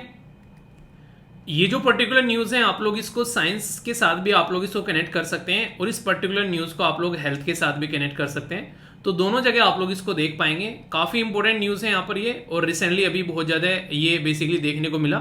एक पर्टिकुलर बीमारी का नाम यहाँ पर बताया जा रहा है। ये जो बीमारी है ये है यहाँ पर जिसको बोला गया है एमाइलोट्रोपिक लेटरल स्क्लेरोसिस। तो यहाँ पर ALS के नाम से भी आप लोग इसको याद रख सकते हैं, एमाइलोट्रोपिक लेटरल स्क्लेरोसिस। ये जो बीमारी है यहाँ पर ये एक ऐसी बीमारी है जो कि हमारा जो नर्वस सिस्टम होता है उस पर इंपैक्ट डालती है। यानी कि अगर हम लोग अपने बॉडी के पार्ट में बात करें तो आज की डेट में आप लोग जैसे कि मैं बोल पा रहा हूँ, अपना जबड़ा हिला पा रहा हूँ, अपने हाथ पैर हिला पा रहा हूँ, मैं चल पा रहा हूँ, ये सारी की सारी जो चीजें हैं हमारी बॉडी में कंट्रोल की जाती है नर्वस सिस्टम के द्वारा। अगर नॉर्मल है तो ये स्ट्रक्चर आप लोगों को देखने को मिलेगी जिसमें मसल कॉन्ट्रैक्ट हो पाती है, पर लेकिन ये वाला है तो इसमें मसल जो है वो कॉन्ट्रैक्ट नहीं हो पा रही है एक तरीके से, ऐसा आप लोग बोल सकते हैं। ये बीमारी का एक पर्टिकुलर जो एक तरीके से स्ट्रक्चर यहाँ पर दिखाने की कोशिश की जा रही है जिसको ALS बोला गया है। इनके ALS बीमारी का यहाँ पर ये सिस्टम आप लोगों को देखने को मिलेगा। तो न्यूज में किस लिए आ गई यहाँ पर, ये न्यूज में यहाँ पर इसलिए आ गई, अच्छा इसका एक और नाम है, इसको ल्यू गेरिक डिजीज के नाम से भी आप लोग बोल सकते हैं, ठीक है। तो अगर ये नाम आ जाए या फिर ALS आ जाए या फिर LGD आ जाए तो ये इसी का नाम बेसिकली यहाँ पर बोला गया है। अभी यहाँ पर जो ये पेशेंट है यहाँ पर इस पर्टिकुलर बीमारी से जो जूझ रहे हैं, जैसे आप लोग यहाँ पर देख सकते हैं यहाँ पर, तो ये स्टीफन हॉकिंस जो है यहाँ पर ये सफर कर रहे थे ALS से। ये बहुत ही एक महान साइंटिस्ट थे, ये इनके बारे में कभी टाइम मिले तो पढ़ना, आप लोग पढ़कर आप लोग आश्चर्यचकित हो जाओगे कि ऐसी कंडीशन अगर किसी इंसान की हो जाए तो वो हथियार डाल दे और बोले कि यार जिंदगी जीने का कोई मतलब नहीं है। और ये उसके बावजूद भी ऐसी ऐसी चीजें दुनिया में देकर चले गए कि आज की डेट में आने वाला युग जो है आने वाले टाइम में यहाँ पर उसका इस्तेमाल करेगा। तो ऐसे इंसान को सैल्यूट है। इंपॉर्टेंट बात क्या है यहाँ पर, इंपॉर्टेंट बात यहाँ पर ये कि इस बीमारी से ग्रसित दुनिया भर में जो भी लोग हैं उसके बारे में यहाँ पर अगर बात करें तो एक ऐसी बीमारी है जिसका कोई इफेक्टिव क्योर यानी कि कोई इसका इलाज नहीं है। जब कोई इलाज नहीं है तो उसको जिंदगी भर जो है दवाइयां खानी पड़ेगी। और ऐसी कोई बीमारी अगर होती है तो आप लोग अक्सर देखिएगा उसकी दवाइयां जो होती है वो बहुत महंगी होती हैं, कई बार तो करोड़ों के इंजेक्शन लगते हैं यहाँ पर, जबकि एक नॉर्मल इंसान जो है वो कभी उसको अफोर्ड ही नहीं कर पाएगा। तो सोचो अगर एक इंसान को अगर जिंदगी में 1 करोड़ का इंजेक्शन लगवाना पड़ जाए तो अगर बात करें तो आप लोग बोल सकते हैं कि 90% पॉपुलेशन तो वैसे ही मर जाएगी। अगर यहाँ पर बोले 1 करोड़ की बात करें, कौन बनेगा करोड़पति, हमारे देश में एक शो है जो कि इतना फेमस है जिसकी कुछ हद नहीं है। तो करोड़पति बनना भी एक तरीका टैग है आज की डेट में देश के अंदर में। तो आप लोग यहाँ से अंदाजा लगा सकते हैं कि करोड़ों रुपए कितने होते हैं और उसके एक एक इंजेक्शन लग जाए तो फिर समझो क्या हो जाता है। तो इंसान मूव करना, अपनी आर्म को मूव करना, घूमना फिरना, ये सारी चीज़ें बिल्कुल खत्म हो जाती हैं और इस तरीके से आप लोग बोल सकते हो कि एक तरीके से चेयर पर लग जाता है इंसान। तो ऐसी बीमारी का इलाज करने के लिए उन्होंने बोला कि इसको रेयर डिजीज में कैलकुलेट किया जाए और जो भी रेयर डिजीज होती है यहाँ पर उसकी फाइनेंशियल सपोर्ट जो है वो सरकार के द्वारा यहाँ पर प्रोवाइड कराया जाए, ताकि ऐसी बीमारी जिसका इलाज नहीं है तो यहाँ पर उसको, जो पर्टिकुलर पर्सन है उसको कम से कम एटलीस्ट एक सपोर्ट मिल सके। तो इसके लिए यहाँ पर इनके द्वारा गुहार लगाई जा रही है। यार जिंदगी में ना ऐसे ऐसे लोग आप लोगों को मिल जाएंगे जिनको ऐसी ऐसी समस्या है जिनको देखकर ये लगता है कि यार ये लोग किस तरीके से जी लेते हैं। तो ऐसे लोगों को सैल्यूट है यार, और जीना तो जीना, वो दुनिया के लिए भी कुछ करके जाते हैं, आप लोग ऐसा बोल सकते हैं। आज की डेट में आप लोगों को अगर जरा सी सुई भी कोई चुभा दे तो आप लोगों को पूरे शरीर में झंझनाहट हो जाती है। तो ये हमारा नर्वस सिस्टम ही है जो काम करता है, पूरी बॉडी को जिस तरीके से कनेक्ट करता है। अगर वो एक बार ब्रेक हो जाए तो बॉडी में कोई कुछ भी करता रहे, आप लोगों को उसका इंपैक्ट ही नहीं फील होगा। तो यहाँ पर ये बहुत ही एक इंपॉर्टेंट चीज़ होती है। तो ये एक ऐसी बीमारी है जिसका इलाज जो है वो जरूरी है। ठीक है दोस्तों, ये जो न्यूज़ है डिफेंस की भी न्यूज़ आप लोग इसको बोल सकते हैं और डिफेंस के साथ साथ में आप लोग इसको एक मैप बेस्ड न्यूज़ भी बोल सकते हैं। ठीक है, यहाँ पर अभी एक पर्टिकुलर एरिया जो कि नॉर्मली जापान और कोरिया के अंडर में आता है, वहाँ पर रशियन प्लेन जो है वो स्पॉट किए गए यहाँ पर। तो इसके चलते यहाँ पर ये न्यूज़ बन गई है। पूरा मुद्दा क्या है यहाँ पर मैं आप लोगों को समझाता हूँ। जो लोकेशन यहाँ पर आप लोगों को न्यूज़ में देखने को मिलेगी, पहले आप लोग उसके ऊपर यहाँ पर एक बार नजर डालिए। ये हो गया चाइना जो कि हमारा लंगोटिया यार है यहाँ पर। ये हो गया रसिया जो कि हमारा एक पक्का दोस्त आप लोग बोल सकते हैं। ये हो गया कोरिया, इसमें नॉर्थ कोरिया किम जोंग उनकी कंट्री होगी और साउथ कोरिया जो है एक डेवलप कंट्री है। यहाँ पर एक जापान हो गया जो कि एक बहुत ही प्यारी कंट्री है। इसके पास में यहाँ पर आप लोगों को सी ऑफ जापान देखने को मिलेगा। इसके पास में आप लोगों को फिर नीचे आओगे तो येलो सी देखने को मिलेगा। तो यहाँ पर जो ऊपर वाला पोर्शन है इस आइलैंड के, यहाँ पर इसको कोरियन स्टेट बोलते हैं और इसको यहाँ पर बेसिकली सुसीमा स्टेट बोलते हैं। जो टी लगा हुआ है इसको साइलेंट कर दीजिए, ये सुसीमा स्टेट हो गया। नीचे आएंगे तो इस चाइना सी हो गया और इधर आएंगे तो पैसिफिक ओशन हो गया। पूरा मैप समझ में आ गया। अभी आप लोग यहाँ पर न्यूज़ देखिए, जापान के जो फाइटर हैं उसके बारे में यहाँ पर बात की जा रही है। बेसिकली देखिए क्या होता है, नॉर्मली अगर किसी भी पर्टिकुलर एरिया पर जाकर आप लोगों को अपने हवाई जहाज उड़ाने हैं तो आप लोगों को परमिशन लेनी पड़ती है। अगर सामने वाला देश ने परमिशन नहीं दे रखी है तो आप लोग यहाँ पर वो काम नहीं कर सकते। अक्सर आप लोगों ने देखा होगा कि पाकिस्तान कई बार हमारे देश के जो जहाज होते हैं उनको अलाउ करने से मना कर देता है कि यहाँ से नहीं जाएंगे। तो जैसे ही यहाँ पर जापान के द्वारा देखा गया कि यहाँ पर रसिया के जो जहाज हैं वो अपना बेसिकली राउंड लगा रहे हैं, तो जापान ने भी जो है अपने लड़ाकू विमान जो है वो यहाँ पर तैनात कर दिए। उसी के बारे में यहाँ पर ये न्यूज़ की जा रही है। 2 प्लेन जो है वो यहाँ पर जापान कोस्ट पर देखने को मिले और यहाँ पर बात की जा रही है किसके बारे में, सुसीमा स्टेट के बारे में। तो सुसीमा स्टेट जो है ये मैंने अभी आप लोगों को लोकेशन दिखाई। यहाँ पर क्वेश्चन पूछा सकता है कोरियन स्टेट के बारे में भी यहाँ पर। ठीक है, तो सुसीमा स्टेट हो गया यहाँ पर। ये किस किस को कनेक्ट कर रहा है, तो सुसीमा स्टेट जो है एक वाटर बॉडी है जो कि सी ऑफ जापान को येलो सी के साथ में कनेक्ट करता है और इस चाइना सी के साथ में।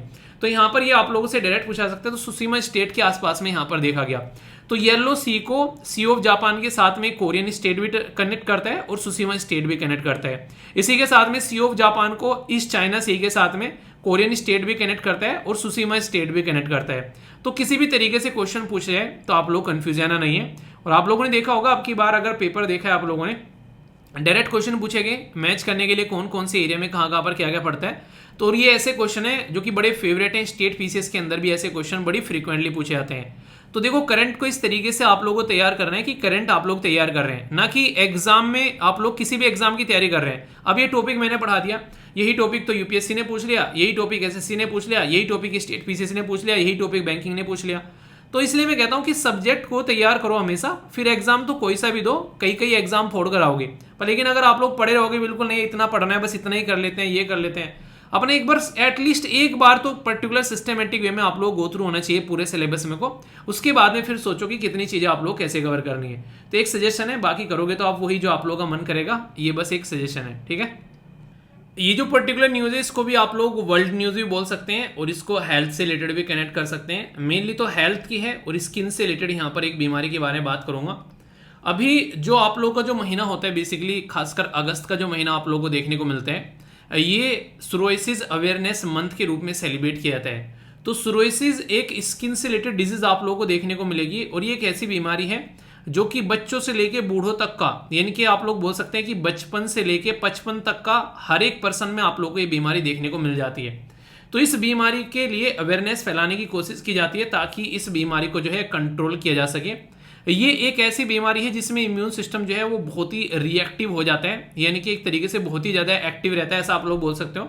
तो यहाँ पर एवरी ईयर अगस्त का महीना जो है इसके लिए यहाँ पर मार्क किया जाता है, और ये काफ़ी लार्ज स्केल पर लोगों को अफेक्ट करती है। क्रोनिक ऑटो जो यहाँ पर बेसिकली जो हमारा ऑटो इम्यून जो कंडीशन है वो रैपिड जो एक तरीके से यहाँ पर एक तरीके से आप लोग बोल सकते हैं यहाँ पर एक ऐसी कंडीशन क्रिएट कर देता है जिसकी वजह से स्किन जो है वो डेड होने लगती है, एक तरीके से ऐसी स्किन की कंडीशन हो जाती है। देखा आप लोगों ने जैसे यहाँ पर देखा, तो सिचुएशन ऐसी हो जाती है। ये एक ऐसी बीमारी है जो कि एक इंसान से दूसरे इंसान में तो नहीं लगती है, पर लेकिन लाइफ स्टाइल डिजीज में इसको बोलूंगा, क्योंकि एक ऐसी बीमारी है जैसे आप लोग रेगुलर एक्सरसाइज करोगे, टाइम पर सोना, टाइम पर उठना, एक बैलेंस डाइट लेना, ये बहुत सारी कंडीशन जो है इनके साथ में कनेक्टेड आप लोगों को यहाँ पर नजर आएगी। ठीक है, लंबे समय तक टिके रहने वाली डिजीज है, कोई इलाज नहीं है। जैसा मैंने बोला लाइफ स्टाइल डिजीज है यहाँ पर ये, जैसे आप लोग कोहनी हो गई, आप लोग कान के पीछे हो गया, सर हो गया, जहां जहां पर थोड़ा सा ज्वाइंट रहता है, घुटने हो गई, नी, आप लोगों को वहां पर जो होती है ये रूसी टाइप की होने लगती है और फिर फटने लगती है और सिचुएशन खराब होने लगती है।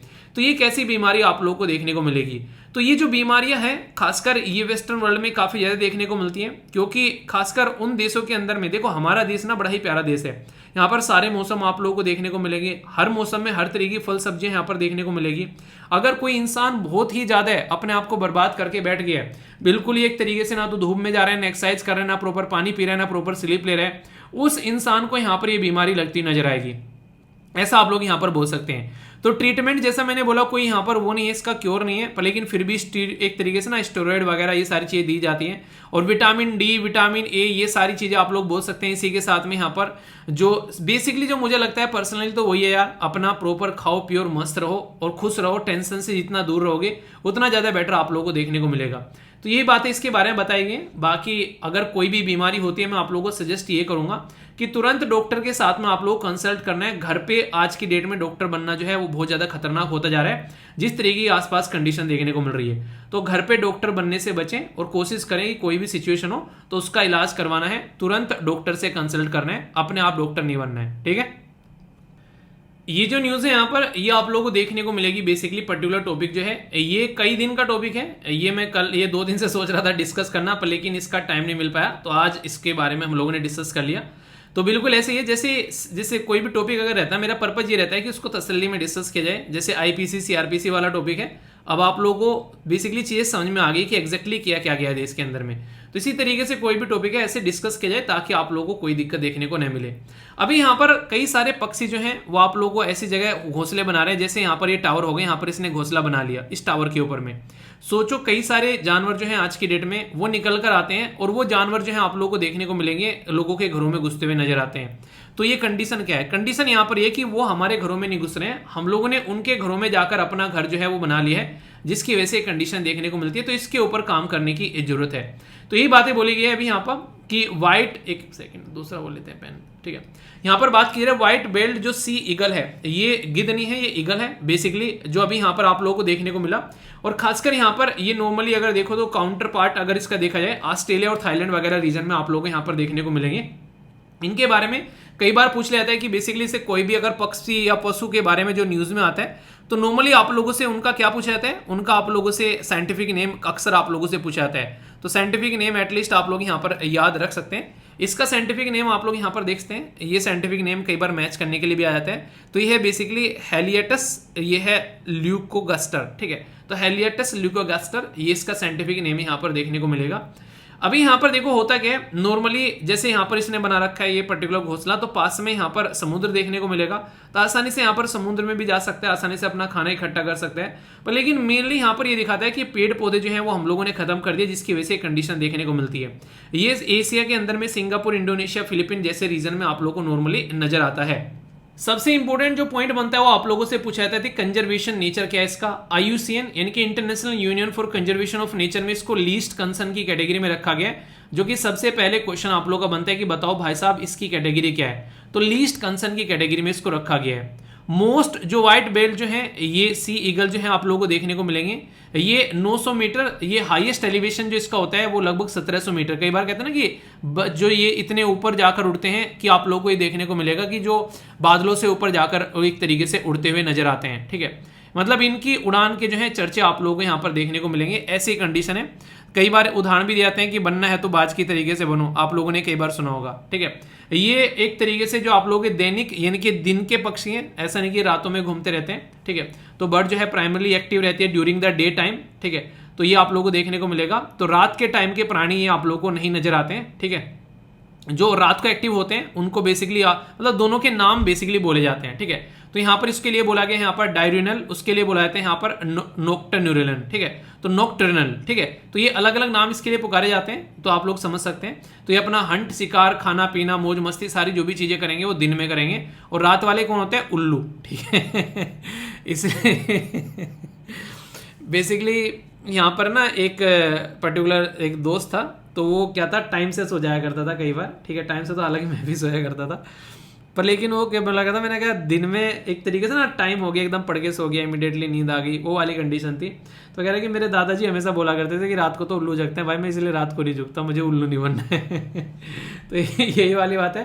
देखो मेरा ये मानना है कि जिस जो भी टाइम आप लोग का पढ़ने का सुटेबल लगे आप लोग पढ़िए, पर लेकिन आप लोग को ये ध्यान रखना है कि जब एग्जाम आए तो उसके हिसाब से आप लोगों को पढ़ना स्टार्ट कर देना है। मान लीजिए आप लोगों का डेली रूटीन है कि मॉर्निंग में आकर आप लोगों को 4-5 बजे सोना है, पर लेकिन एग्जाम की टाइमिंग क्या रहेगी, 9:30 बजे रहेगी, तो फिर वो सारी जो पूरी मेहनत है वो करी की धरी रह जाएगी।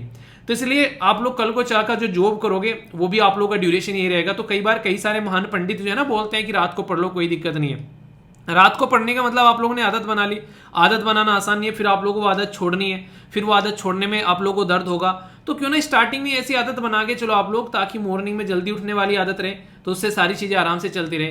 तो ये आप लोगों को समझना है कि ताउम्र क्रिएट करने वाली आदतें बनाओ, ना कि अभी ये कुछ दिनों के लिए फिर चेंज करो, फिर बॉडी में फिर उसको अपोज कर रहे हैं, फिर उसके लिए मेहनत कर रहे हैं। तो बॉडी को लोग एक बार ऐसे सेट कर लो कि जिंदगी भर काम आती रहे, आप लोगों का दोस्त बनकर आप लोगों का काम करेगी। तो इस तरीके से आप लोग समझ सकते हैं, है कि नहीं? बाकी आप लोग बताइए, आप लोग की क्या राय है इसके बारे में।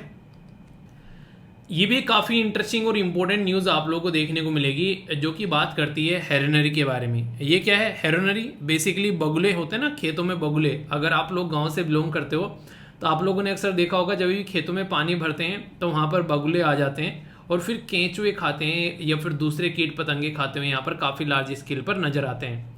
अभी यहाँ पर ये न्यूज़ क्या है और आखिर क्यों यहाँ पर इसके बारे में हम लोग डिस्कस कर रहे हैं। आप लोगों ने रिसेंटली अभी टाइगर सेंसस के बारे में पढ़ा। टाइगर सेंसस के बारे में कई सारी बातें मैंने आप लोगों को बताई थी। सेंसस यानी कि जनगणना, किसी भी चीज़ की यार जनगणना की जाती है ताकि उसके बारे में पता चलाया जा सके कि आखिर इनकी संख्या बढ़ रही है या फिर इनकी संख्या घट रही है। अगर घट रही है तो क्या क्या उसके लिए हम लोग जुगाड़ तामझाम लगा सकते हैं, और अगर बढ़ रही है तो भाई साहब इंजॉय करने दो, बढ़ती रहने दो। तो यहाँ पर इसकी जनगणना जो है वो WWF के साथ में मिलकर, यानी कि वर्ल्ड वाइड फंड के साथ में मिलकर, यहाँ पर जो इंडिया के साथ में इनकी जनगणना की गई। और जनगणना करने के बाद में यहाँ पर ये पता चला कि इनकी संख्या जो है वो बढ़ रही है। ठीक है, तो यानी कि एक पॉजिटिव न्यूज़ यहाँ पर देखने को मिली। और सबसे बड़ी बात यहाँ पर क्या है, देखिए अगर कोई भी जीव जंतु ऐसा होता है, वो क्या करता है, उसकी हेल्थ ध्यान रखना बहुत जरूरी है। जैसे टाइगर जो है, आखिर हम लोग क्यों यहाँ पर चीता टाइगर के बारे में बात करते हैं। अगर चीता और टाइगर की संख्या जो है वो नहीं बढ़ेगी तो जिनको ये खाते हैं उनकी संख्या बढ़ना स्टार्ट हो जाएगी। और अगर उनकी संख्या बढ़ना स्टार्ट हो जाएगी तो ये समझो कि खासकर वो जीव जंतु जो कि पेड़ पौधे खाते हैं, ग्रीन चीज़ों पर जिंदा रहते हैं, उसकी वजह से आप लोग धरती पर ग्रीनरी जो है वो खत्म होते हुए पाओगे। तो नेचर ने, प्रकृति ने पूरी एक साइकिल बना रखी है यहाँ पर। एक तो फिटेस्ट सर्वाइवल की बात की जा रही है, यानी कि जो सबसे ज़्यादा फिट होगा वही सर्वाइव करेगा। और दूसरी सबसे इंपॉर्टेंट बात आप लोगों को यहाँ पर ये देखने को मिलती है कि यहाँ पर साइकिल में सबके लिए सारा जुगाड़ है, कोई भूखा नहीं मरेगा। अगर एफर्ट डालेगा तो फिर उसको खाना मिलेगा, पर लेकिन एफर्ट डालना पड़ेगा। ये जो पर्टिकुलर जानवर है, बेसिकली जानवर क्या, पक्षी है, इसकी 60 के करीब स्पीसीज आप लोगों को देखने को मिलेगी। यानी कि इसकी जो बेसिकली जातियां हैं, प्रजातियां आप लोग बोल सकते हैं। इसी के साथ में यहाँ पर ये काफ़ी इंपॉर्टेंट है, खासकर आप लोगों को जो वाटर पूल होते हैं, मार्सी यानी कि दलदली लैंड होती है एक तरह ना, जैसे आप लोगों ने देखा कि मैंने आप लोगों से डिस्कस भी किया था कि जो दलदली फॉरेस्ट होते हैं, ठीक है, तो वो उस तरीके के एरिया में आप लोगों को देखने को मिलेगा। ये अपना जो खाना बनाते हैं, जैसे कि जैसे कि मेंढक हो गया या फिर छोटी छोटी मछली होगी जो पानी में पाई जाती हैं, उन सबको ये अपना खाना बनाते हैं। तो इनकी जनगणना जो है वो अभी की गई वर्ल्ड वाइड फंड के साथ में मिलकर इंडिया के द्वारा। तो इनकी संख्या जो है बढ़ती हुई मिली है यहाँ पर। और ये सारी जो चीज़ें हैं ये तिरुवनंतपुरम में आप लोगों को देखने को मिली। तिरुवनंतपुरम कहाँ पर है ये आप लोगों को बताना है, कौन से राज्य के अंदर में है, ठीक है। ये तो आप लोग बता ही दोगे, है कि नहीं। आइए अब जो आर्टिकल डिस्कस किया उनके ऊपर कुछ क्वेश्चंस भी हैं, देखो किस तरीके से आप लोगों ने उनके सुनाए, तो आप लोग इनका आंसर भी दे पाओगे। ये जो क्वेश्चन है काफी इंटरेस्टिंग है यहाँ पर, ये कौन बनेगा छोटू करोड़पति आप लोग इसको बोल सकते हैं। इंटरेस्टिंग क्वेश्चन, इनको आप लोग अटेम्प्ट करिए। जो अभी बोगले के बारे में मैंने आप लोगों से बात की उसी से रिलेटेड क्वेश्चन है। बोला गया है कि ये कहाँ पर पाया जाता है नॉर्मली, जैसे कि अपने नेस्ट जो बनाते हैं ये कहीं ना कहीं आप लोग बिसेस जो झाड़ियाँ वगैरह होती हैं नियर द पानी यानी कि वाटर, वहाँ पर आप लोगों को देखने को मिलेगा। ये ओनली पाए जाते हैं आर्टिक रीजन में। आर्टिक रीजन में पाए जाते हैं तो मैं इसके बारे में डिस्कस क्यों करता कि हमारे देश में इनकी जनगणना हो रही है। तो आप लोग कॉमन सेंस लगा सकते हैं यहाँ पर। अभी मैंने ALS बीमारी के बारे में आप लोगों से डिस्कस किया था, जिसको बोला था यहाँ पर एमाइलोट्रोफिक लेटरस स्क्लेरोसिस। तो ये जो पर्टिकुलर बीमारी थी इसके बारे में कौन सी स्टेटमेंट करेक्ट है ये पूछा था। तो ये न्यूरो डिजनरेटिव डिजीज आप लोगों को देखने को मिलेगी, यानी कि जो नर्वस सिस्टम है उसको बर्बाद करने वाली। ये मूवमेंट जो होते हैं बॉडी के उनको काफी लार्ज स्केल पर इफेक्ट करती है और इसका कोई इलाज नहीं है। तो कौन सी स्टेटमेंट करेक्ट है, ओनली 1, ओनली 2, ऑल 3 या फिर नन। सही आंसर बताइए, देखता हूं कौन आंसर देता है। अभी आप लोगों से व्हाइट बेल्ड सी ईगल के बारे में मैंने बात की थी यहाँ पर, उसका घोंसला भी दिखाया था कहाँ बना रखा है उसने, टांड पर चढ़कर। ठीक है, तो पहली स्टेटमेंट है यहाँ पर कि ये एक लार्ज डायूरेनल जो बर्ड आप लोगों को देखने को मिलेगी। ये बेसिकली ईस्टर्न घाट में लार्ज स्केल पर देखने को मिलता है और क्लासिफाइड किया जाता है इंडेंजर्ड अकॉर्डिंग टू IUCN। तो सही आंसर क्या आप लोगों के हिसाब से ये आप लोगों को बताना है। सोरोसिस बीमारी के बारे में मैंने आप लोगों से डिस्कस किया, तो उससे रिलेटेड क्वेश्चन है सोरोसिस के बारे में। तो ये एक ऑटो इम्यून ये कंडीशन आप लोगों को क्रोनिक डिजीज देखने को मिलेगी, जो कि कई जगह स्कैल्प वगैरह पे भी आप लोगों को देखने को मिल जाती है। हाईली कॉन्टिग्यूस डिजीज है, इनके पपड़ियाँ वगैरह आप लोगों को बनती हुई इसकी नजर आती है। तो ये एक तरीके से ये अत्याधिक संक्रामक रोग इसको बोला गया है। तो कौन सी स्टेटमेंट करेक्ट है ये आप लोगों को बताना है इसके बारे में, ओनली 1, ओनली 2, बोथ या फिर नन। ग्रीन हाइड्रोजन के बारे में मैंने डिस्कस किया था, उसी के बारे में क्वेश्चन है कि प्रोड्यूस की जाती है थ्रू इलेक्ट्रोसिस मेथड। दूसरा बोला गया कि यहाँ पर मेकिंग द अमोनिया, जैसे it is used in making the ammonia fertilizer industry. सही आंसर क्या है, 1, 2, बोथ या फिर नन। तो इनके क्वेश्चन के आंसर देखते हैं, देखता हूँ आप लोगों ने कितने सही किए हैं। तो अपना स्कोर जरूर लिखिएगा, मुझे पता चलेगा कि कितने अच्छे से आप लोगों ने आर्टिकल सुने थे। ठीक है, पहला जो है इसमें मैंने बता दिया कि ये इंडिया में पाया जाता है, तो यहाँ पर ऑल ओवर वर्ल्ड में आप लोगों को देखने को मिलता है। दूसरी स्टेटमेंट में सारी की सारी करेक्ट है बिल्कुल, ये सारी मैंने अभी आप लोगों को पढ़ाई, पूरा टॉपिक ढंग से डिस्कस किया है, तो कोई डाउट इसको लेकर होना ही नहीं चाहिए। तो कोई डाउट होगा तो बताना। नेक्स्ट यहाँ पर बात की जा रही है इसके बारे में, तो यहाँ पर ओनली 1 स्टेटमेंट आप लोगों को करेक्ट देखने को मिलेगी, क्योंकि लीस्ट कंसर्न की कैटेगरी में यहाँ पर है। ठीक है, और ये डायूरेनल बर्ड आप लोगों को यहाँ पर देखने को मिलती है बेसिकली। नेक्स्ट सोरोसिस के बारे में यहाँ पर बात की थी, तो ओनली 1 स्टेटमेंट आप लोग करेक्ट देखने को मिलेगी। नोट कॉन्टिग्यूस बोला गया, ऐसा नहीं कि ये किसी को टपक सकती है, लग सकती है, और वो वाली सारी बातें डिस्कस की थी। नेक्स्ट यहाँ पर फर्टिलाइजर ये सब बातें की जा रही है, तो दोनों स्टेटमेंट बिल्कुल करेक्ट है, क्योंकि अमोनिया जो कि NH3 होता है नॉर्मली आप लोगों को देखने को मिलता है, फर्टिलाइजर के लिए भी इस्तेमाल किया जाता है, तो उसके बारे में यहाँ पर बात की जा रही है। तो हाइड्रोजन उससे भी निकाला जा सकता है बेसिकली, तो फर्टिलाइजर इंडस्ट्री के साथ भी आप लोग इसको कनेक्ट करके देख सकते हैं। ठीक है, तो इंटरेस्टिंग थे, तो कैसा लगा आप लोगों को बताना जरूर। आंसर दिस इसने भी यहाँ पर दिया है। CSET के बारे में यहाँ पर बात की जा रही है, ये क्वेश्चन है, इसको आप लोग अटेम्प्ट करिए। और CSET के बारे में जैसे मैंने बोला था, जिस किसी ने भी अभी टेस्ट दिया था, तो टेस्ट यहाँ पर बेसिकली जो टॉप 50 स्टूडेंट थे वो CSET का कोर्स भी ले सकते हैं 33% का डिस्काउंट लगाकर, ये मैंने आप लोगों को बताया था। और ये जो डिस्काउंट है ये 26 यानी कि 26 अगस्त तक यानी कि सैटरडे तक आप लोगों को रहने वाला है। सैटरडे के बाद में जो ये कोड था आप लोगों को वो इस्तेमाल नहीं होगा, जैसा मैंने आप लोगों को बताया था। ये फ्री टेस्ट था, 9:30 से 11:30 आप लोगों को देखने को मिला। तो कई सारे बच्चों ने काफ़ी शानदार परफॉर्म किया।